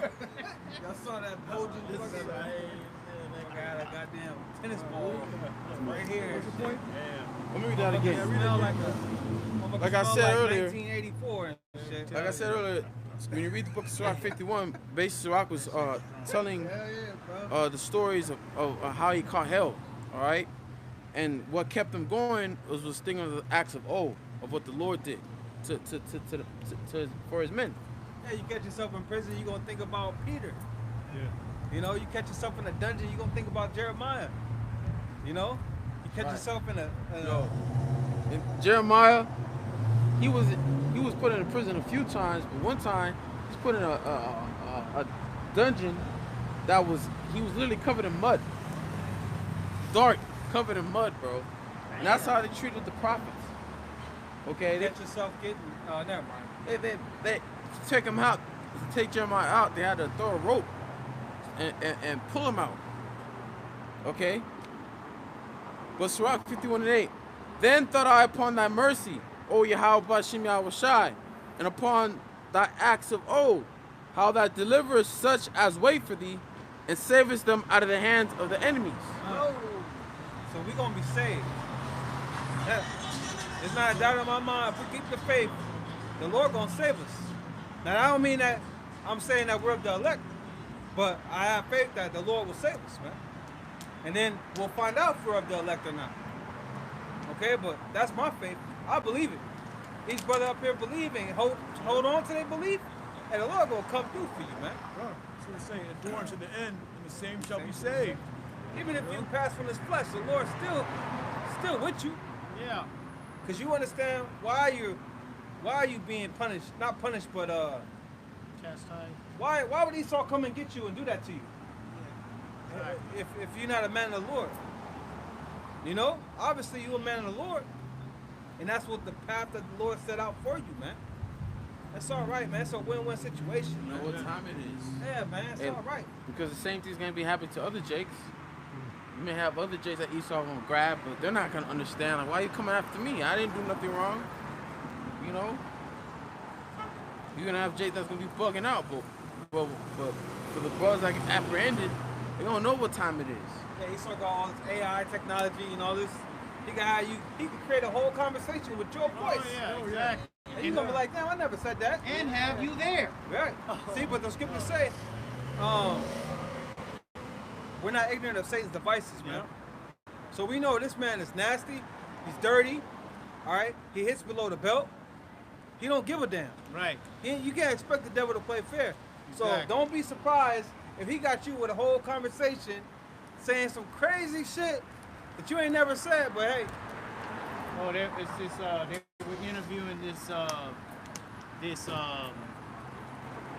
call them? The Jays. One of their women. Okay, and she was a higher politician, and they were talking about how they were treating the peas. Okay, they were treating the peas with no regard, right? And they wasn't regarding the laws and the rules of war. Okay, and she said, why should we regard the rules of war when they are doing this to our people? The rules don't apply no more, in other words. Okay? See, they get nasty. See? They don't play fair, but that's the devil. That's the devil. We know who we're dealing with. Jake they still be deceived by Esau's smiles. True. Thinking that we all equal. Nah, man. This man's a fucking devil. This nigga will murder you and stand in your blood, wipe your blood on his face. He crazy like that. He's psychotic, man. And say he was in, he did this, and I had to. Oh, okay, sir. So he came up to you. All right, we understand. You can go now. He's a psychopath. Okay. That's why the scripture said never trust him. But that's, hey, we putting our lives on the line. Yeah. That's our enemy. Expect the unexpected, man. On the good and the bad. Right. That's right. You best believe that he's plotting. He's plotting against us, man. With the AI, however he's going to do it to demonize us, best believe it's coming. This is Psalm 64. Wait, 61? Psalm 64 and 2. 64 and 1, 2. It says, hide me from the secret counsel of the wicked, from the insurrection of the workers of iniquity. Yeah, so man, we want to hide ourselves, man. We want to be hidden that day, man. All that AI bullshit, all that deception that's coming, man. That's that secret counsel. Yeah. Okay, they're plotting. They always plot on Jake, man. What you think these fools? Okay, that's a plot to have you eating food that's not food. Okay, breathing air that's not air. Drinking water with all types of things in it. Okay, that's a plot. That's a counsel that they have. They showed you in that movie that they cloned Tyrone, man. That's a cold movie, man.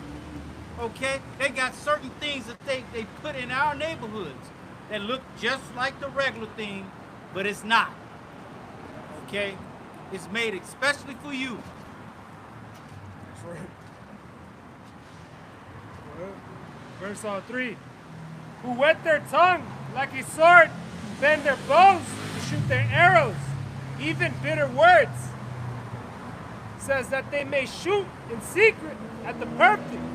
Suddenly do they shoot at him and fear not. They're shooting secret at the perfect. So he's always been shooting at us in secret. You know, whatever plots he came up with, the drugs or the killings. Right now, like with the AI, who knows what he has in store, man. But hey, we just letting you know that all that is recorded in the scriptures, man. You know, so we gotta follow the old paths and the old acts, like the brother brought out, and get these little examples, like with Daniel and his innocency, man. All he wanted to do was to pray to his power, man. Yahweh. And he got persecuted for that. And we got thrown into the lion's den. So that's an example that we have to follow, man. Because we're gonna get caught up in our innocency, you know. But yo, Lord will, you know, we pray that he'll hide us in that day. That's right. But then again, we don't know what the Lord has in store for us, man. It says they encourage themselves in an evil matter. They commune of laying snares privily. They say, who shall see them? So he's got all kinds of traps that he's concocting, that he's plotting, you know, for the men of the Lord. You know, he's telling them within himself, who can see us? Who see us? So with the angels, man, they're seeing it. Oh, they're yeah. recording everything. You know, their eyes are 1,000 times brighter than the sun, man. Those guy's eyes brighter, 10,000 times brighter than the sun, man. He's got these angels all around. Yeah, you don't touch the Lord's people, and you're not going to get away with them, man. All right, the Lord is going to come through to save it, to save his. Right. All right? And we're the apple of his eye. Yeah. And it all starts with the elect. That's who the Lord got his main focus on, man. It says, Psalms 105 or Psalms 104, touch not my anointed and do my prophets no harm. Yeah. And you Edomites, once you touch the Lord's prophets, that's when you done messed up, man. And you know that who we are. You know who the Lord is dealing with, man. Yeah, it's no secret. Even with all these Israelite camps, you wickedly, you know specifically that there's a certain group that the Most High is dealing with, and that's the men of great millstone, starting with our apostles and elders and others brothers, man. You know that the Lord is dealing with us. So when the time comes where you're gonna apprehend us, where you're gonna trying to come after us, yeah, you may apprehend some of us. You may be able to grab some of us. You may be able to put some of us to death. But you're not gonna get some of us all. You're not gonna get all of us. There's gonna be those that you're gonna apprehend, and the Lord's gonna show His power through that man, through His servant. That's right. And you're gonna know you done messed up when He's turning your soldiers into body parts all over the ground, man. Okay, fire coming out of His eyes, or however the Lord does it, man. You gonna know you done messed up, because something that you devils like to do is you like to tempt the Lord. Okay? You tempt the Lord because you don't fear the Lord. Wisdom Solomon, the 2nd chapter, it says it all right there. How you gonna want to see if his words be true. You're gonna want to see if the Most High is gonna do something. If the Most High is gonna deliver him, man. You're gonna see that power that you're trying to achieve through your technology, through your AI. That's crazy, yeah. You're All playing right. with fire, like the brother's saying, man. You're gonna see, the power of the Lord, man. That's right. All right? It's like the brother talked about how that scripture, it's like you're going to try and try the Lord. You're going to test the Lord, see if his words be true. But his word is true, according to Isaiah 59 and 19. Let's get that real quick. Yeah. You know? So we're waiting, And some brothers you'll get, the scripture's talking about how, you're going to behead some of us. But for the most part, the prophecies, they speak and they don't lie, man. The vision is set for a point in time, man. What the brother was quoting, Isaiah 59 and 19. So shall they fear the name of the Lord Yahweh, Ba'ashem Yahushai, from the west. We're in the West right now, and his name is being feared, man, through his elect, And his glory from the rising of the sun.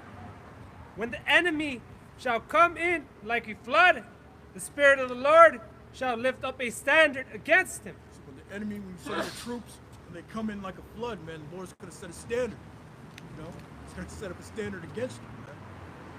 So yeah, try the Lord, test the Lord, man. Hey, bro, why would Esau come in with a lot of soldiers and men to capture one man in the Lord? Because he knows, man, the Lord gonna intervene. You asked that question, when I find that scripture, I answer it. Yeah, they coming with a whole troop of men just to capture one Jake, whole troop of police, just for one Jake, man. Okay. This is Isaiah 17 and 13. The nation shall rush like the rushing of many waters, but the Most High shall rebuke them. And they shall flee far off, and shall be chased as the chaff of the mountains before the wind, and like a rolling thing before the whirlwind. Did your brothers ever see that Western movies? You ever seen the thing rolling? It's Tumbleweed. tumbleweed. Man, what's the water represent in this verse? Represents these armies. Like Isaiah 59:19, it refers to them as floods. All right, because when Esau comes, they're not gonna come with just your local police department. They're gonna come with their new order troops, their armies, man, and they're gonna come like a flood. Okay, they're gonna be around every house to the corner, man. All right, just for you. All right, they're gonna treat you like you're worse than a terrorist, man. Okay, and when it comes, the Lord is gonna lift up a standard for his men, give his men spiritual power. So all of those armies is like chaff. All right, you saw an army of soldiers, then all of a sudden you saw them no more. Okay, like that one show, Generation V. Oh, yes. When the guy got out the prison cell. out of the prison, Yeah. all the soldiers were all bodies everywhere. Someone's head was over there, someone's arm was over there. Because the guy had that power to be able to do that, man. Black Adam. Right. All them troops came in from Black Adam. It didn't matter. I think that same movie, The Freaks. When the mom broke out, all the soldiers were dead. Yeah. They even brought the drone. Yeah. They even brought the drone for that house, man, because they knew we got a bomb. That's a good movie. Yeah. You know. And they can't write a movie better than the Most High wrote this movie. God. This is the ultimate movie. Okay, with actors that don't even know that they're acting. Okay, you don't even know that you're playing a part. Okay, that you can't go off of playing your part. You have to play the part that the Most High made you play, and it's gonna come. The end is gonna be just like it's written in the scriptures, man. That's right. He's gonna lift up that standard. You're gonna become to naught. Okay, you and your whole forces, all of your forces. You're not gonna be able to defeat Yahweh while Yahweh Shai and his men after he give the men the power, man. Okay, those fantasy movies that you like to write, with spiritual power and all that stuff, you're gonna see it happening. and it's going to be happening to you Yeah, and your family. Yeah. Okay? The reason why all wanna these see it. Marvel movies are blowing up right now, you know, all these superhero movies, you know, the Lord's giving us a visual of what is going down, what's going to happen. You know? All those scary movies, you know, all these scary movies that you love to write, like Cabin in the Woods. Yeah. Okay, that was one of my favorites. Yeah. When at the end, when all those newly created creatures came out, that's gonna be you, just like he created the creature and it ate him up. That's gonna be you. Okay? Don't forget about Leviathan coming out of the sea. Okay? The Lord has some things set up for you. Don't forget about the apparitions that's coming, man. All right? The ghosts that's going to scare you and make you poop your pants. Okay? Yeah. You're going to be... Damn, that's it. It's gonna scare you so It's gonna scare you so much your test is gonna fall out, man. Exactly. It don't take much either, bro. It don't take much for that hair to stand upon your skin. Mm-hmm. I got a Don't precept. take much, man. It's Leviticus 26:7. And ye shall chase your enemies, and they shall fall before you by the sword. And 5 of you shall chase 100, and 100 of you shall put 10,000 to flight. And your enemies shall fall before you by the sword. For I will have respect unto you, and make you fruitful, and multiply you, establish my covenant with you. So you ask the question, like, why would Esau send a whole battalion of men with one Jake? You just read, you know, five of the elect is going to chase 100, man. Like you guys mentioned earlier about how Esau sends a bunch of cops for one Jake.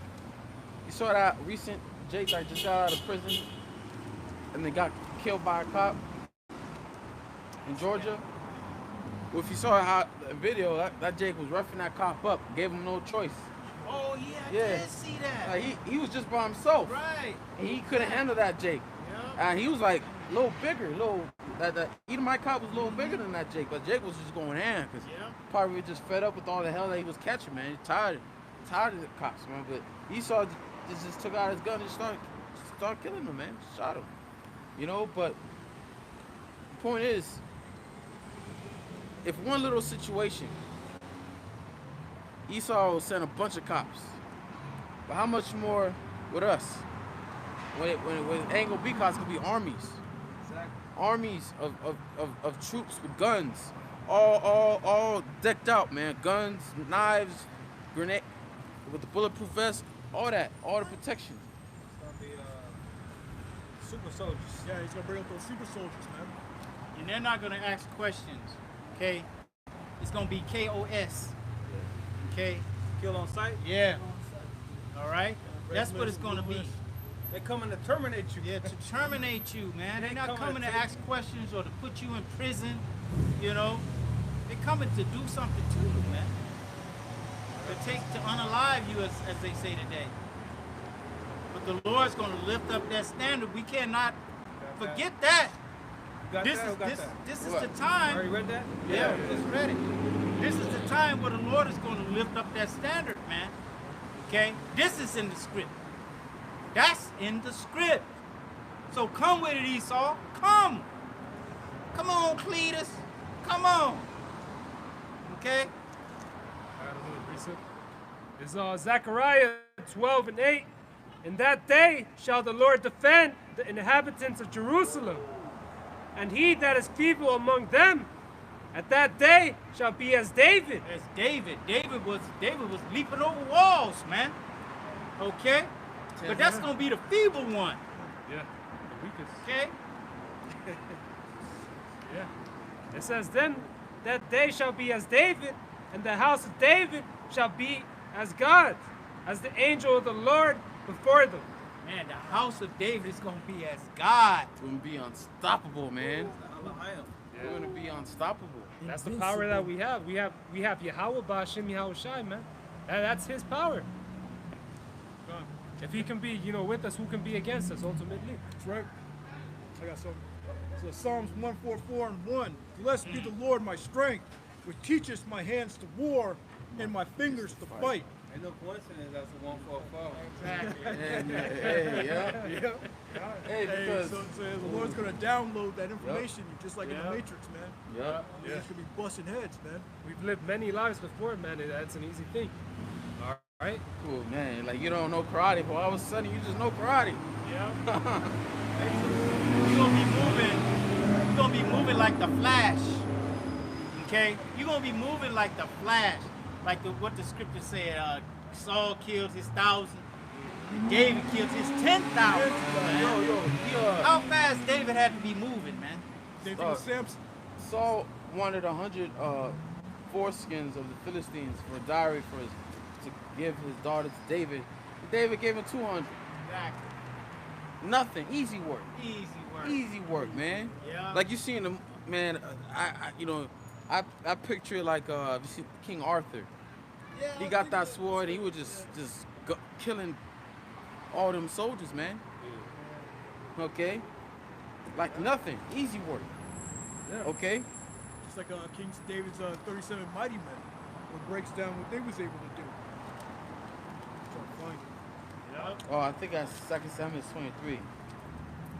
Because they're gonna be moving like in slow motion. Okay, the enemy gonna be in slow motion. You gonna be on speed mode. They gonna be moving like they moving like this. Like Lucy. I had that Exactly. You seen that movie? Yeah. Yeah. Like Lucy, she was able to stop the bullets. Just, oh, see the bullet? Yeah. Yeah. Yeah. Got precept because it's 2 Samuel at the water for that. 2 Samuel 23 and 8. These be the names of the mighty men whom David had. The Tachnomite that sat in the seat, chief among the captains. The same was Adino, the Isnite. He lifted up his spear against 800, whom he slew at one time. Picture that. He had one spear against 800 dudes, and he slew them all at once. That means he had to be moving super fast because if you put a spear on one person, that's broken. That's the power of Yahweh Bashim Yahweh Shah right there. Yeah. What is it? 6 of us up here right now. Now imagine 100 of us right here in this area right here. How many people that would be? That's a big 50 would seem like a lot of people right here, man. Okay, but 800. That's a lot of people. That's a lot of people, man. Yeah, He's very fast and very precise. Exactly. Yeah, like with Jonathan and his armor bearer, they went up to a Philistine garrison tower and slew all the hosts of the Philistines, man. There were 20 bodies like scattered abroad, man. Okay, and it was just two men. Remember before we went to the land? To them were like grasshoppers. Right. They were bigger than us. They were shit. Bigger they are, harder they fall. Fall. Don't worry about it, bro. Hey, but in the twinkling of an eye, all the men of the Lord are going to get that power. Yeah, we can get that 1 Corinthians 51 and 50. Can I bring this out real quick? 15. Can I bring this out? No. Psalms 27:1. The Lord is my light and my salvation. Whom shall I fear? Yeah, the Lord is the strength of my life. Of whom shall I be afraid?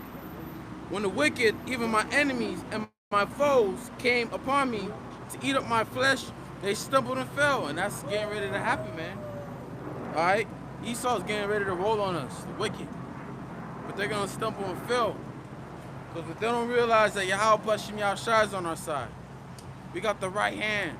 All right? That's why the Lord told us countless times throughout the scriptures not to fear, not to be afraid, not to doubt, because He's our guide. That's right. All right, a good scripture to read is Isaiah 41:10. Exactly. That's the perfect scripture, man. We're going to return our enemies as chaff. That's spiritual power right there. Yahweh Bashim Yahushua Barakatah. Shalom, brother. Nice to That's see you. otherworldly powers, bro. Right. Man. So, a little bit more, it says, though in the host, which is an army, should encamp against me, my heart should not fear. So Esau, they're gonna, like we were saying, they're going to surround us, man. Was Elisha afraid when he saw the host of the Syrian army? His servant was, because his servant didn't see the angels that was with them. Or Elisha, he was calm he was calm, man. Because he knew the power that was with him, man. He knew the God that was with him. And we got to believe that Yahweh Bashim Yahushua is with us. Okay, even if an army is against us. Even if it seems like there's no way out. There's always a way out with Yahweh Bashim Yahushua. Remember this. anything is possible. Anything is possible with Yahweh Bashim Yahushai. Oh, so necessary, man. If you see the troops surrounding you, you know it's that time, bro. All right. You know It's like, yeah, Lord, you brought me my toys. Let's go. Let's get it on. Let's get it on. What we just read, you know, he's gonna make a way for you to escape. You know? You're about to see a miracle. Like, I can't wait. I'm about to witness a miracle. Your woman's all nervous and shit. What are you nervous for? I'm all excited. We're about to see a miracle of the Lord, you know? All right, it says, the war shall rise against me, and this will I be confident. Confident in what? Confident means with faith. Confident that Yahweh Bashim Yahushua is with you, man. Like King David. You know why King David had confidence that he was going to kill Goliath? All right? Because he knew that the Lord was with him. He had that confidence because before that, he killed a lion and he killed a bear. Okay? And he didn't go about in the city saying, I just killed a lion and killed a bear. He kept that to himself. But for him to kill a lion and a bear, okay, two big, large creatures, animals, man, both terrifying, okay? King David was able to, I got water. King David was able to slay them through the power of Yahweh Bashim Yahushua. He was confident when he rose up against the Philistine. So you gotta have that same confidence that Yahweh Bashim Yahushua is with us. Don't let what you see persuade you to doubt or to fear. Even though there's fleshly fear, you gotta have that spiritual spirit fortitude, man. Shalom. Yeah, he even told Goliath, you come with sword and shield. Come in. Come in the name of the Lord. Right. That's all we need. Like well, Yahweh Shai, they came with him like he was a thief and a robber. Okay? How much more us being his servants? They're gonna come at us like we're terrorists. Like we just did a massive attack or something. They're gonna make us look like we're terrorists, man. They would say armed and dangerous. Right. And you know how Esau rolls. When he hear armed and dangerous, they're more cautious. Okay? So Psalm 56 and 1. Be merciful unto me, O power, for man will swallow me up. He fighting daily oppresseth me. My enemies will daily swallow me up. For there be many that fight against me, O thou most high. What time I am afraid, I will trust in thee. Yeah. So when you're afraid in these last days, man, you're gonna be afraid, trusting Yahweh Shem Yahushai. Because David, when his enemies compassed round about him, man, they were about to kill him. What did he do? He prayed unto Yahweh Shem Yahushai. What happened, man? The chariot appeared, delivered him, and just comforted him, all his enemies, man. So yeah, you gotta know what you're dealing with in this thing, man. You gotta have that faith, as always, man. The brother's talking about, let the Most High be your guide. Never fear nor doubt, man. Yeah, Lord might send an angel to help you, and only you can see him. Yeah. How about that? We have a power that delivers dramatically, bro. Dramatic. Theatrics, ultimate theatrics would be the missiles, man. The nuclear missiles when they touch down, and that's salvation. It says, in the Most High I will praise his word. In the Heavenly Father I have put my trust. I will not fear what flesh can do unto me. So we don't have to fear Esau Edom. Esau Edom was created. We have to fear the Creator, not the creation. Yeah, never fear those that can harm the body. Roughly paraphrasing, the Most High that can destroy your soul in hell, man. Don't fear the Pontius Pilates out here, man. Don't fear these devils out here, these cops, soldiers, whatever Esau has cooked up, whatever he's planning on doing, how he's going to demonize us. The Lord's going to make a way for you to escape from all that. Most definitely. Like, it's not like the Most High is not in control. He controls everything. This is his book. This is his script, Remember, it was already planned out from the beginning. Yeah. We all got our own stories that the Lord has already written for us. Right. We just have to play it out, man. And it may be that,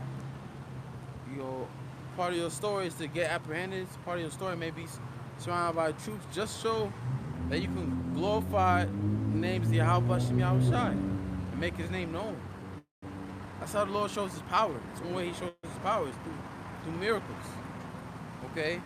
Miracles basically mean a divine intervention. The Lord is going to intervene to deliver you out of certain situations. I got a precept. I don't know if we read this already, but this is Sirach chapter 2, verse 6. It says, believe in him, and he will help thee. Order thy way aright, and trust in him. Ye that fear the Lord, wait for his mercy, and go not aside, lest ye fall. So wait for his mercies, lest you fall, man. Endure unto the end. You know? No matter what you're going through, no matter what he's putting you through, though it tarry, wait for it, you know, it shall surely come, man. It's the scripture saying. Yeah. Hey, it's already written that the Lord is going to have mercy, you know, on his people, the elect, 144,000 and 1/3, man.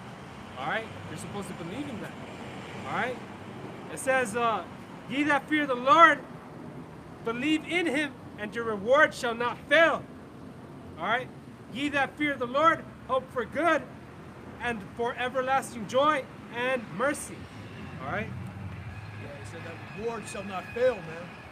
You know, the Lord's coming with his reward. Yeah. The ones that did righteously and for the ones that did wickedly, man. You know, he's coming. You know. Yeah, it's a, ye that fear the Lord, hope for good. Yeah. If you fear the Lord and doing the right thing by him, why would the Lord not do good for you? If you're doing right by him, if you're doing the thing that's pleasing to him in his sight, most important of all, if you're part of his elect, why wouldn't he deliver you?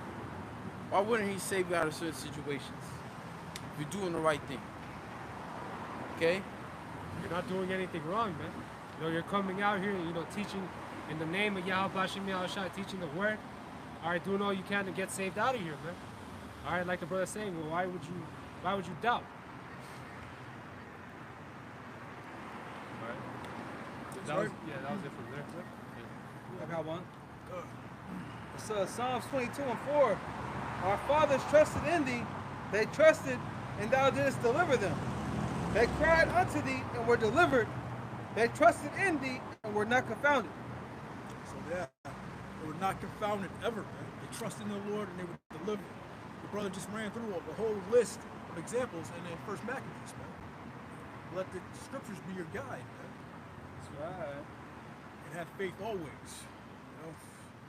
But yeah, I mean, going back to the chastisement, you know, the bodily chastisement, you want to go through that chastisement right now, man. You know, glorying in these infirmities. Glory, you know, in that chastisement and that hell that you're catching. Because you want to catch that now, that hell right now, so that in that last time, these last days, you know, you could be hid. You know, you want to go through the fire now. Got one out. Come on. So Romans 5 and 3. And not only so, but we glory in tribulations also, knowing that tribulation worketh patience. Patience. That's how you deliver. That's how you get patience. You know, it's through that tribulation, through that hard time. Because you suffer through it. You know? And it develops patience within you. 12:5. It says, and not only so, but we glory in tribulations also, knowing that tribulation worketh patience, and patience experience. Experience. And this means to be tried out. And experience hope. And hope maketh not ashamed, because the love of the Most High is shared abroad in our hearts by the Holy Spirit, which is given unto us. That hope is all we have, man. That hope, that faith of being delivered. Because what do we have else to hope for? What do we hope in? We don't have hope in this government. We're going to go down to Egypt for help. You know, this place is destined for destruction. Right, so all these trials and everything that we face produces hope, ultimately produces more hope within us. Because honestly, the trials just make you call on the name more. Yeah, exactly. It makes you desire to get the freak out of here more. And you feel ashamed, you know? You only want to call on the Lord when you're going through something. It's like to boost your spirit even more, you know? Yeah, because you know, a lot of people in that day, they're going to seek God, man, when they lost everything. They got the wrong number. All right, the whole life, they never thought of God. They never really even woke up to even thank God that they lived another day. But all of a sudden, when their life is turned into shit, into shambles, that's when they want to seek God. But it's too late, man. Too late. Is that, 2 Corinthians? Yeah. This is the book of 2 Corinthians 12:5. It says, of such and one will I glory, yet of myself I will not glory, but in mine infirmities. Paul knew that, man. Glory in these infirmities, man. Go ahead. For though I would desire to glory, I shall not be a fool, for I will say the truth.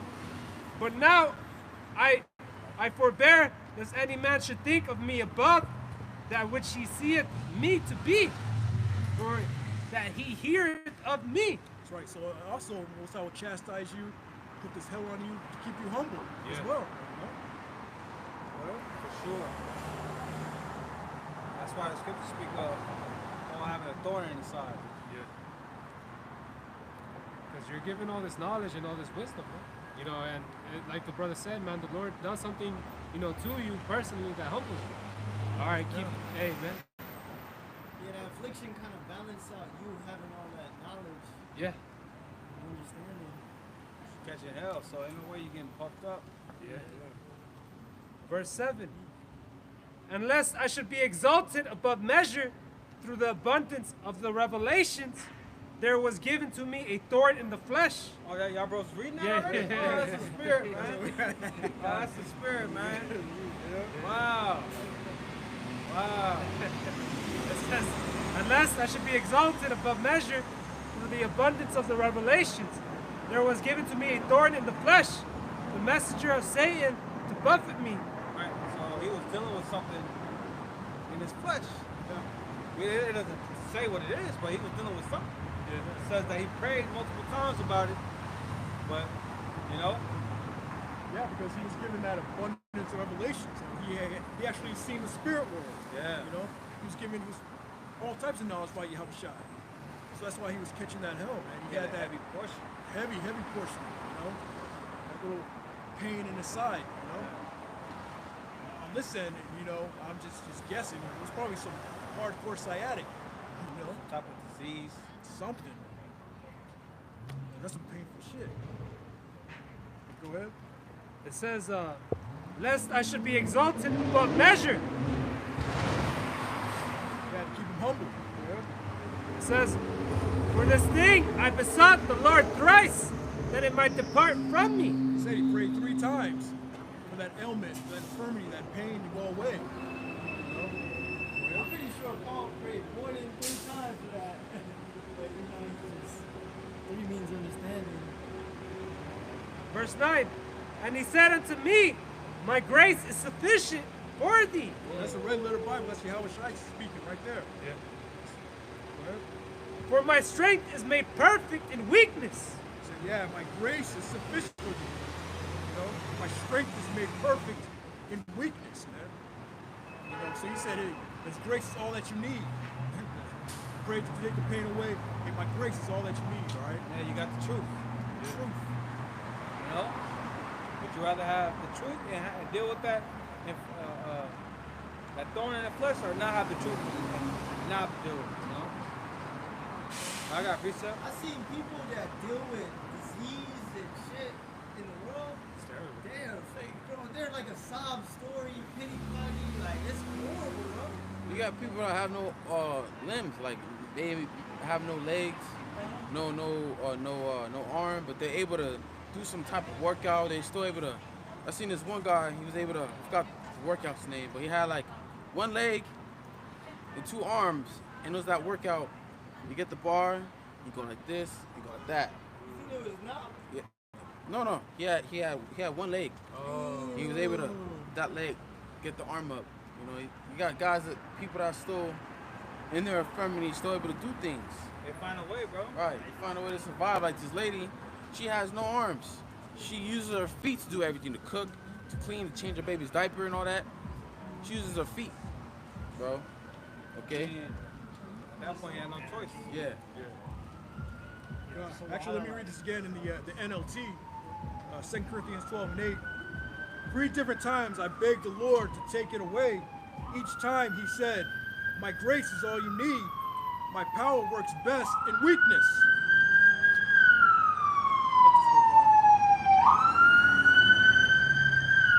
Hey, just like how the Lord deals with men that are brokenhearted. You know, you gotta be humble, sorrowful. Same with like having an affliction, you know? The Lord always deals with the underdogs. Each time he said, my grace is all you need. My power works best in weakness. Yeah. So now I am glad to boast about my weaknesses so that the power of Yahweh Shai can work through me. Yeah, man. Like, That's why he said, glory in your infirmities, man. Because that's when the power is working best within you, man. I got one. It's 2 Corinthians 4 and 7.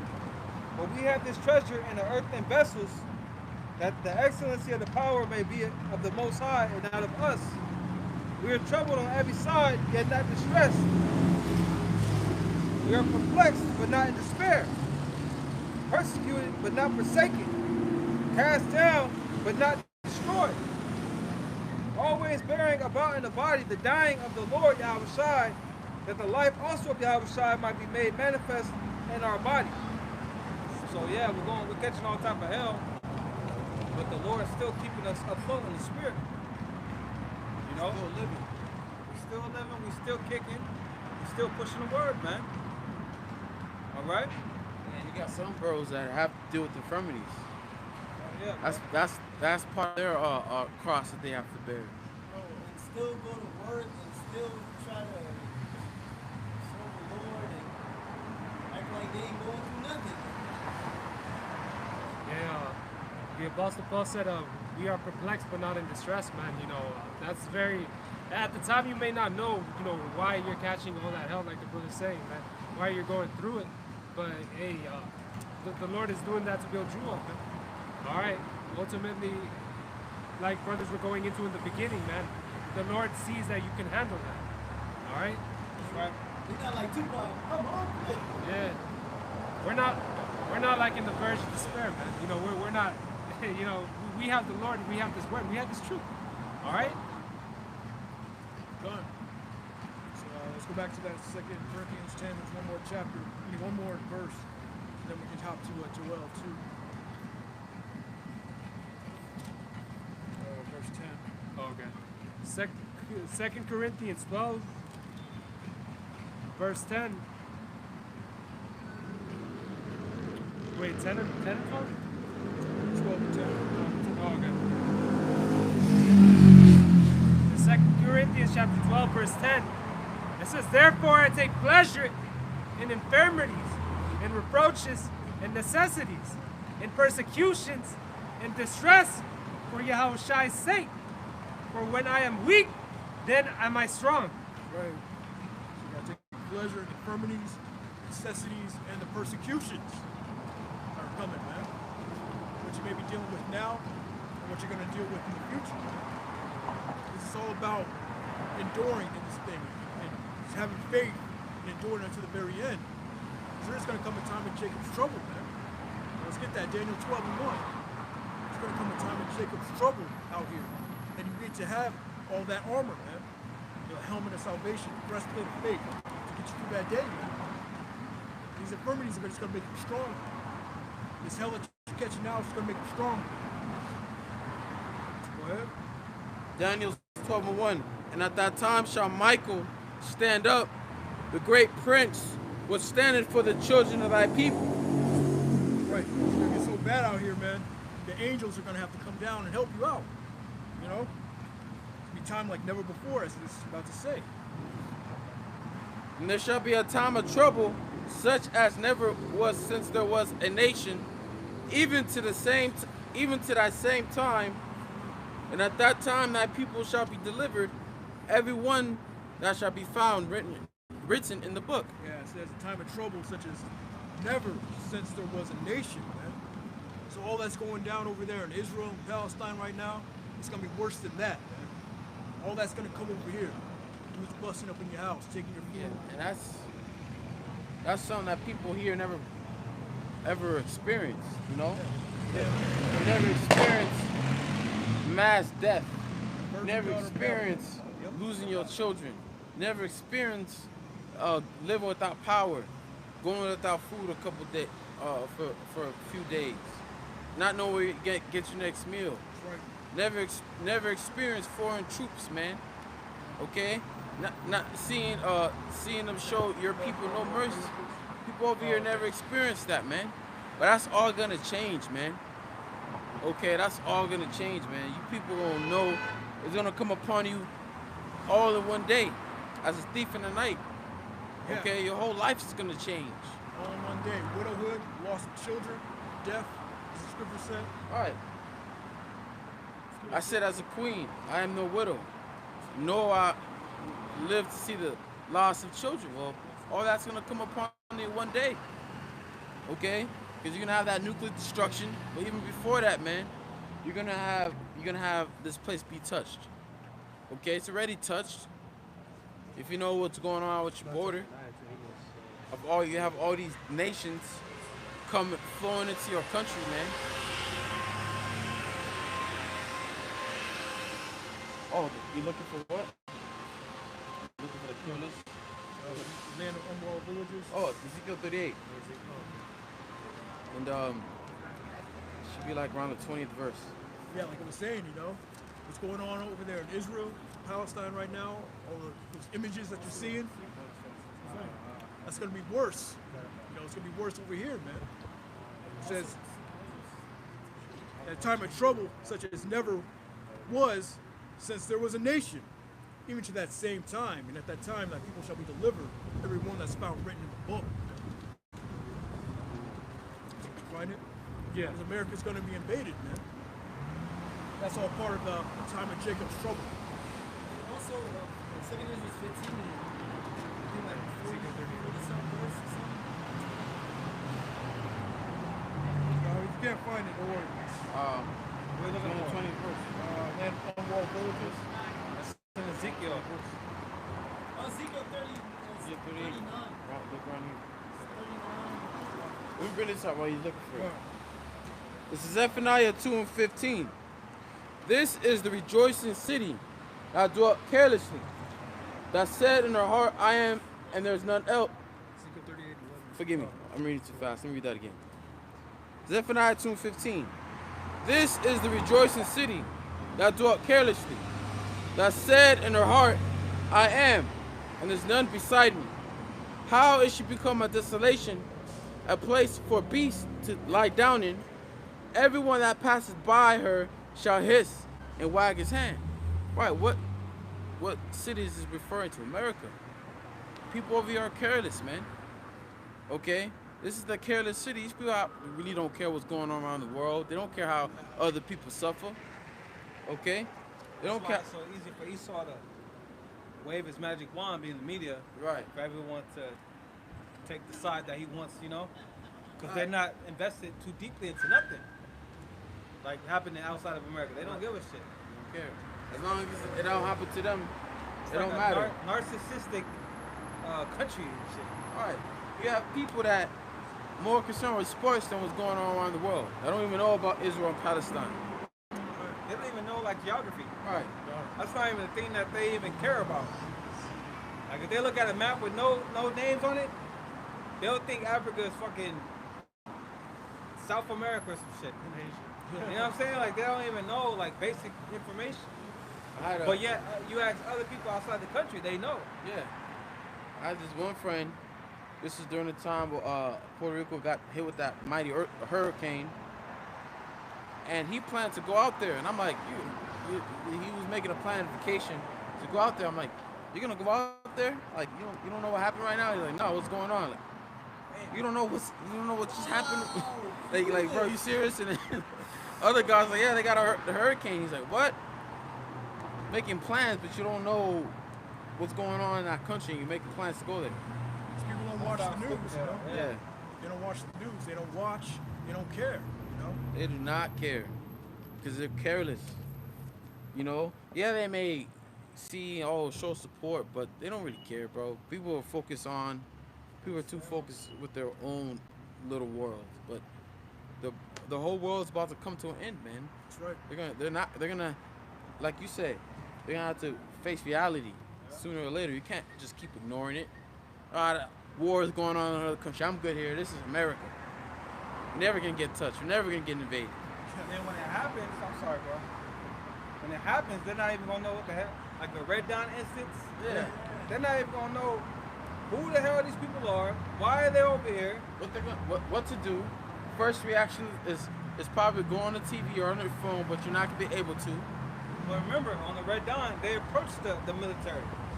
Like they approached the paratroopers.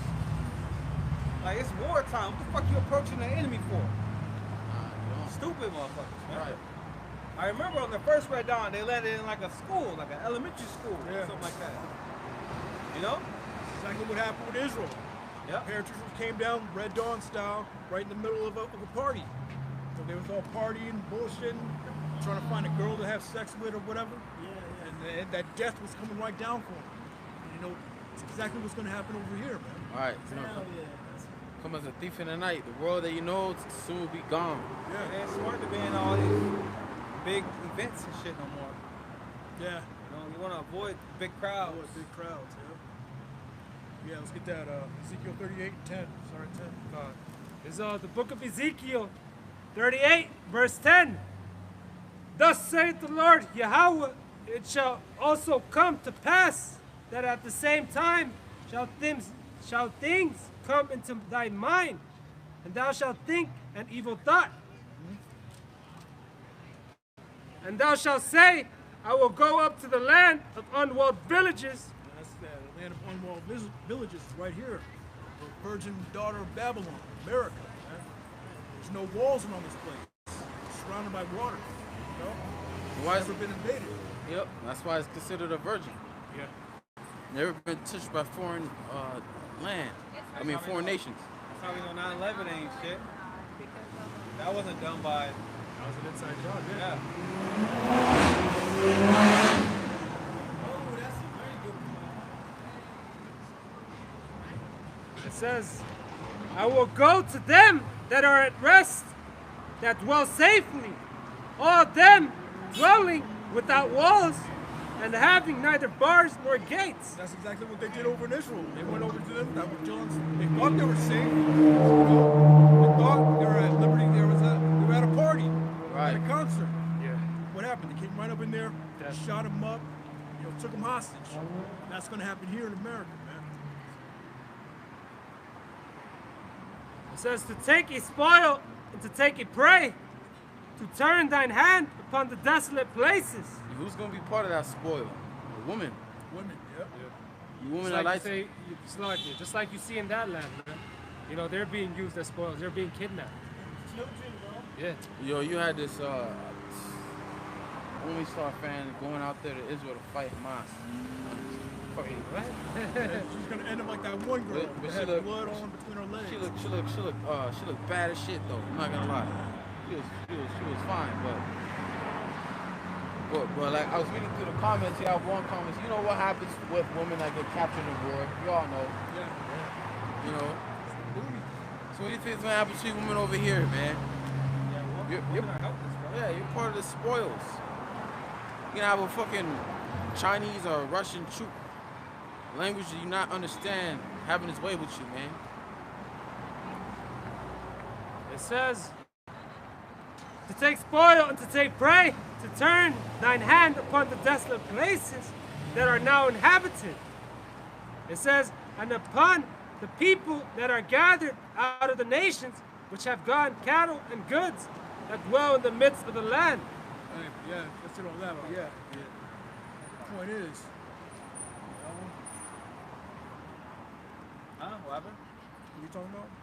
Well, I said this world got to end. Yeah. Nah, that's a fucking man. Yes, monster Yeah. making the whole ground shake. Man, it's a monster. Yeah, you know, all these women walking around here, not a clue, you know, Careless. not a clue. Hey, they're even making jokes about being drafted into World War III because Biden declared that women could be drafted.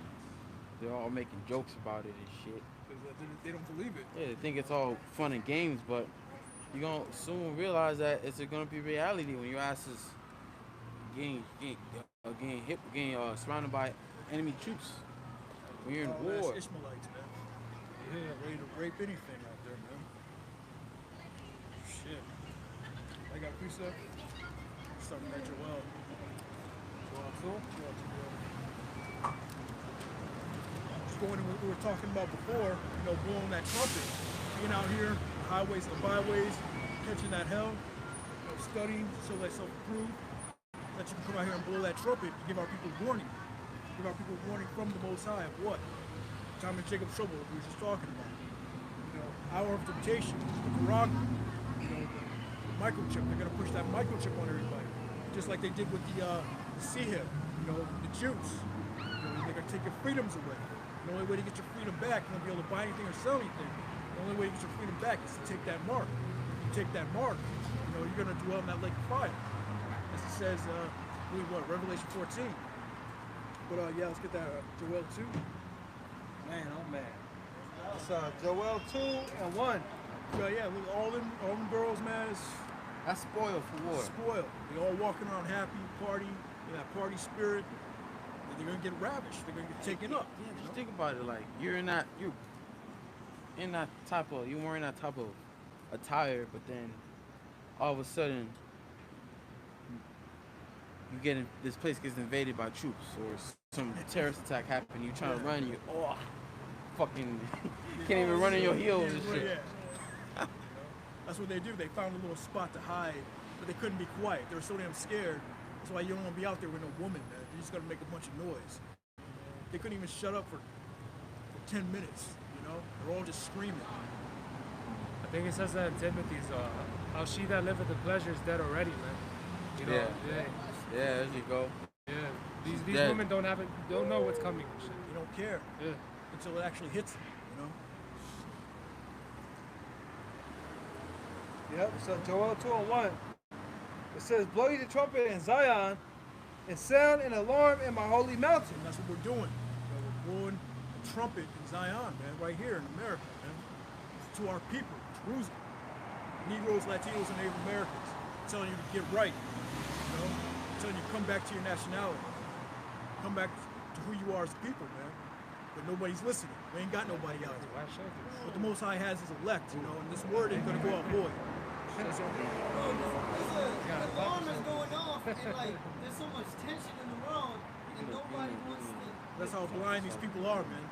It's crazy, bro. Only the elect, only the men of the Lord can see us. It says, let all the inhabitants of the land tremble, for the day of the Lord cometh, for it is nigh at hand. Hey, like an ancient trumpet, watchman, when he blew the trumpet of war, that war is coming, people were trembling, man. You have the women and children and those that can't fight and hiding, and you have the men that had to get ready for war, to defend their city, defend their country. And here it is, we're blowing a spiritual trumpet, telling you of all these things that are coming to this place, and you people are not trembling. You're not afraid. You're not seeking how to be delivered from these things, how to be saved from the great terrible wrath of the Lord, man. Right. Because it ain't going to be pretty, man. Okay? It ain't going to be pretty. It's Isaiah 66:1. Thus saith the Lord, the heaven is my throne, and the earth is my footstool. Where is the house that ye build unto me? And where is the place of my rest?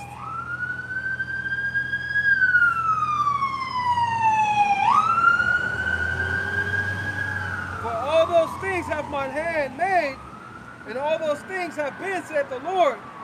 But to this man will I look, even to him that is poor and of a contrite spirit, and trembleth at my word. So the Lord is looking for the ones that hear the word and tremble at it, man. Yeah. You know? Ones that are actually sincerely sorry for what they've done. That's right. That contrite spirit. That's right. Yeah, that Zephaniah. Is that Zephaniah chapter 1, verse 14? It says, the great day of the Lord Yahweh is near. It is near and hasteth greatly. It's near, and hasteth greatly, man. It's coming, man. We're out here week after week telling you. These prophecies are manifesting itself every week. You know, we just had an eclipse, man, partial eclipse. Yep. And there's going to be another one 6 months from now. Oh, That's gonna be the full lunar eclipse. These are no, signs. I believe we also have a partial eclipse. No, not eclipse. Blood moon. Blood moon. No, what Esau call it? Super moon. No, blood moon. Partial on 29th or 28th of October. I don't know. Yeah. It's right before Halloween too. Signs in there, bro. They have the signs are in the heaven. The signs are in the news. Prophecies are passive, man. The great day of the Lord is near. It's near. And just like looking at the economy right now, how bad it is. Yeah. You know, I saw an article. I just read the title of it, how they're going to raise gas prices over here in Cali because of the Middle East crisis. It's not because of that. It's because the economy's going to shit. That's why. Okay? And Biden is thinking about taking $100 billion, bro. That means we gotta pay for that. So that's all bullshit. Yeah. Smoking mirrors. You don't have to worry about that number shit. It says, the day of the Lord, it is near, and hasteth greatly. Even the voice of the day of the Lord, the mighty men shall cry there bitterly. Mighty men are gonna cry there bitterly, man. That's how bad it's gonna be, man. The mighty men, the strong ones, the badasses out in this world, man. Yeah. Tough guys, military guys. They're gonna cry like bitches out there, man. Yeah, but they think they're gonna make it out of here. Yeah. Yeah. You know? It's gonna. They survived the Iraq War, the Gulf War. Yeah. We've been through war, but the war that you're about to go through over here ain't nothing like the wars you've been overseas. It's at home. Nor are they betting on America being destroyed by nuclear fire. All right. Yeah. What you gonna do against that? Yeah. Yeah, it's good to speak about the mighty men are afraid to fight. They remain in the holds, the barracks, because they heard of how the Lord destroyed this place, how this place got destroyed. Yeah.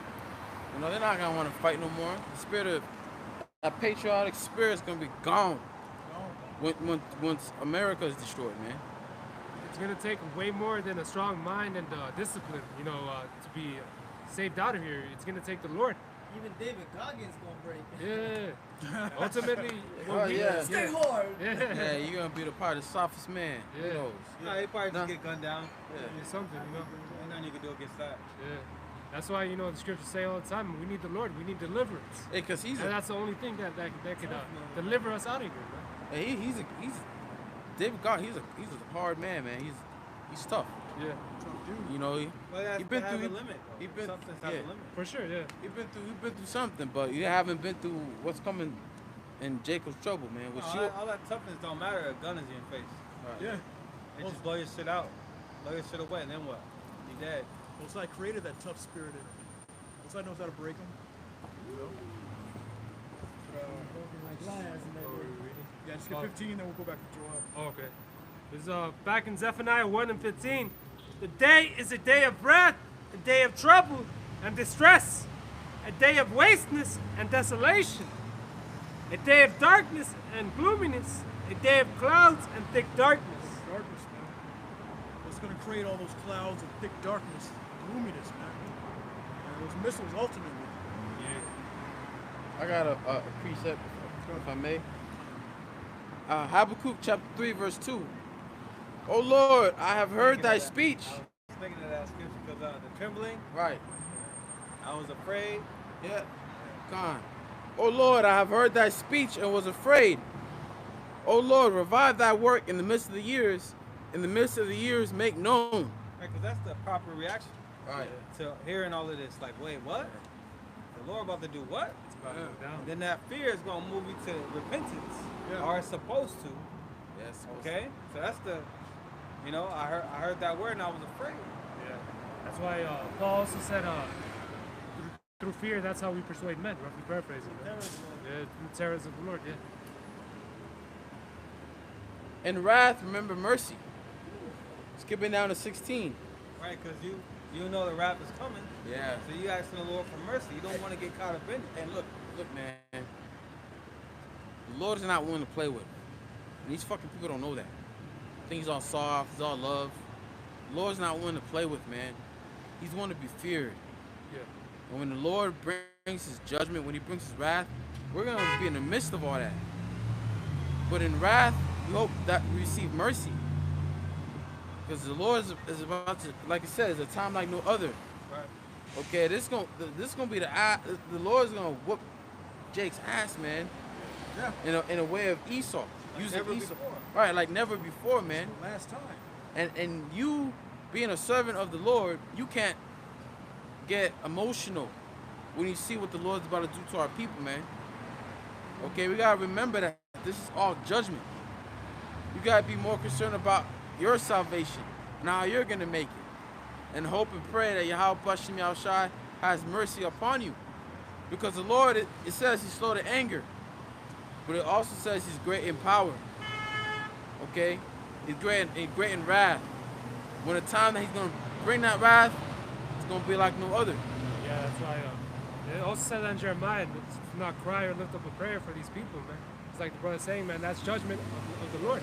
Right. Skipping on to verse 16 of Habakkuk 3.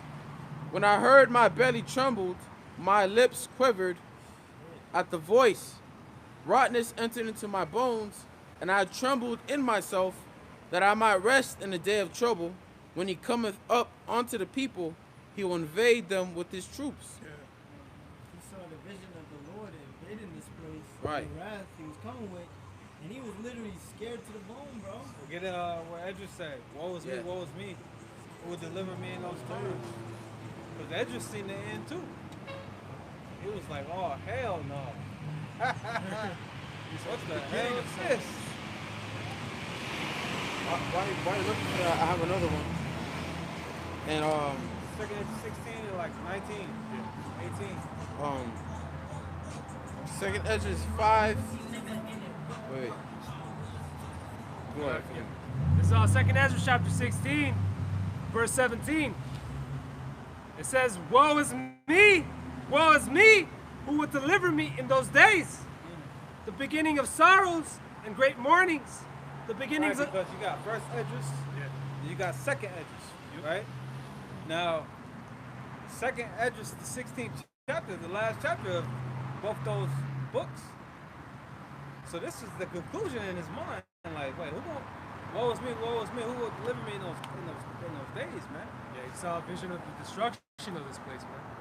He also saw the Lord coming back. Yeah. You know, he saw, you got second Edris 15th chapter. Yep. That's gonna soon play out here.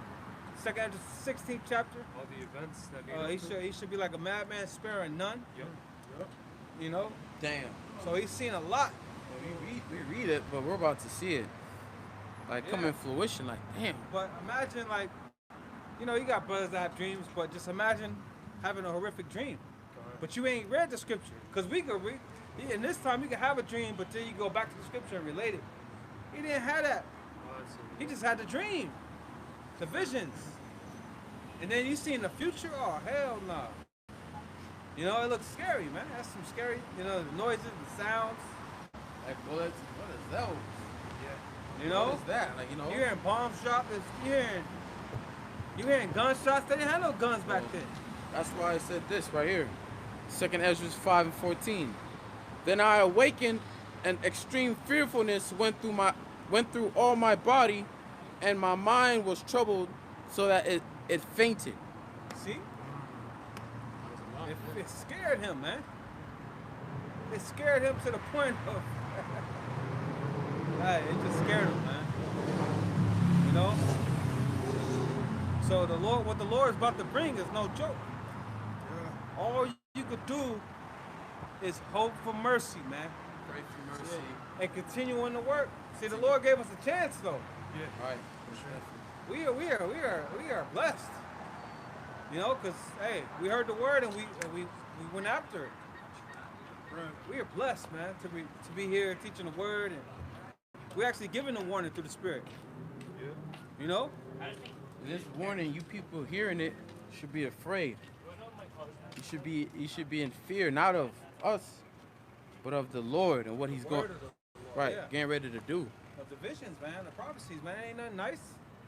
We gotta go through all this ugliness to get to the beautiful end. That's what I was gonna say. Ezra asked the Lord, like, will Israel's end? Yeah. He didn't expect all that. Yeah. Shit, that terrified me.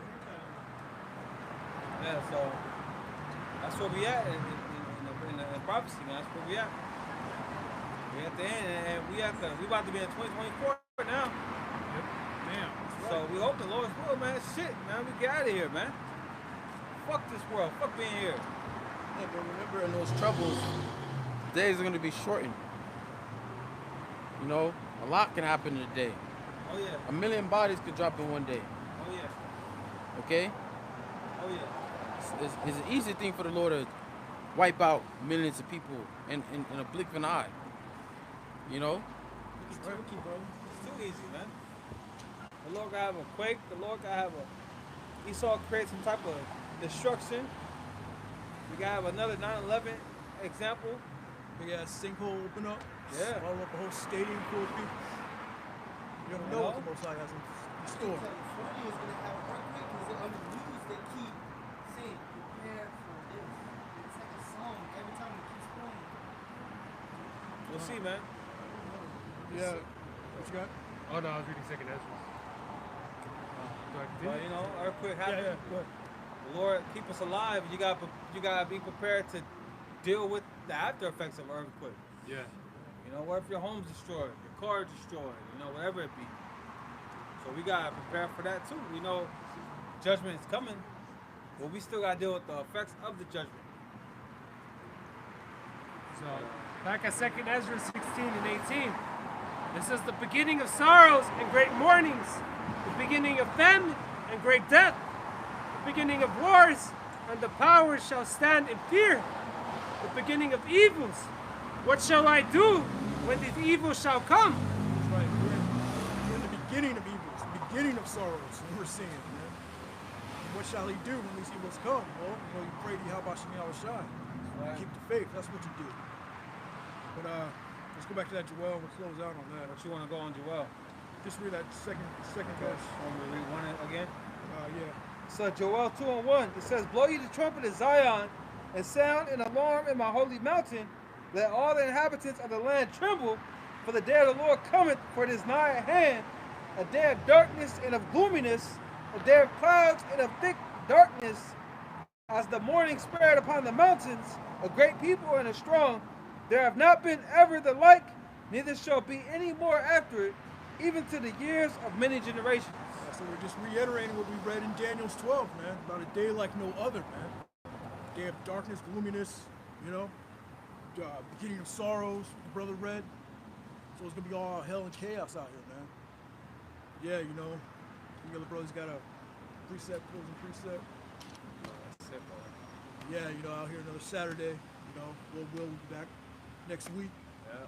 Lord will, this place goes down, man. 2024, it's gonna be another eclipse. This time it's gonna be a solar eclipse. You know, so hey, you know, we're getting close to this thing. So with that, go all praises. Yahweh, Ba'ashem, Yahushai, Ba'ashem, Rakakadash. All praise Yahweh Shem Yahushai, double honors to apostles, elders of great millstone that taught us his word. Peace and salutations to brothers across the planet Earth, you know, pushing this truth. Shalom. Shalom.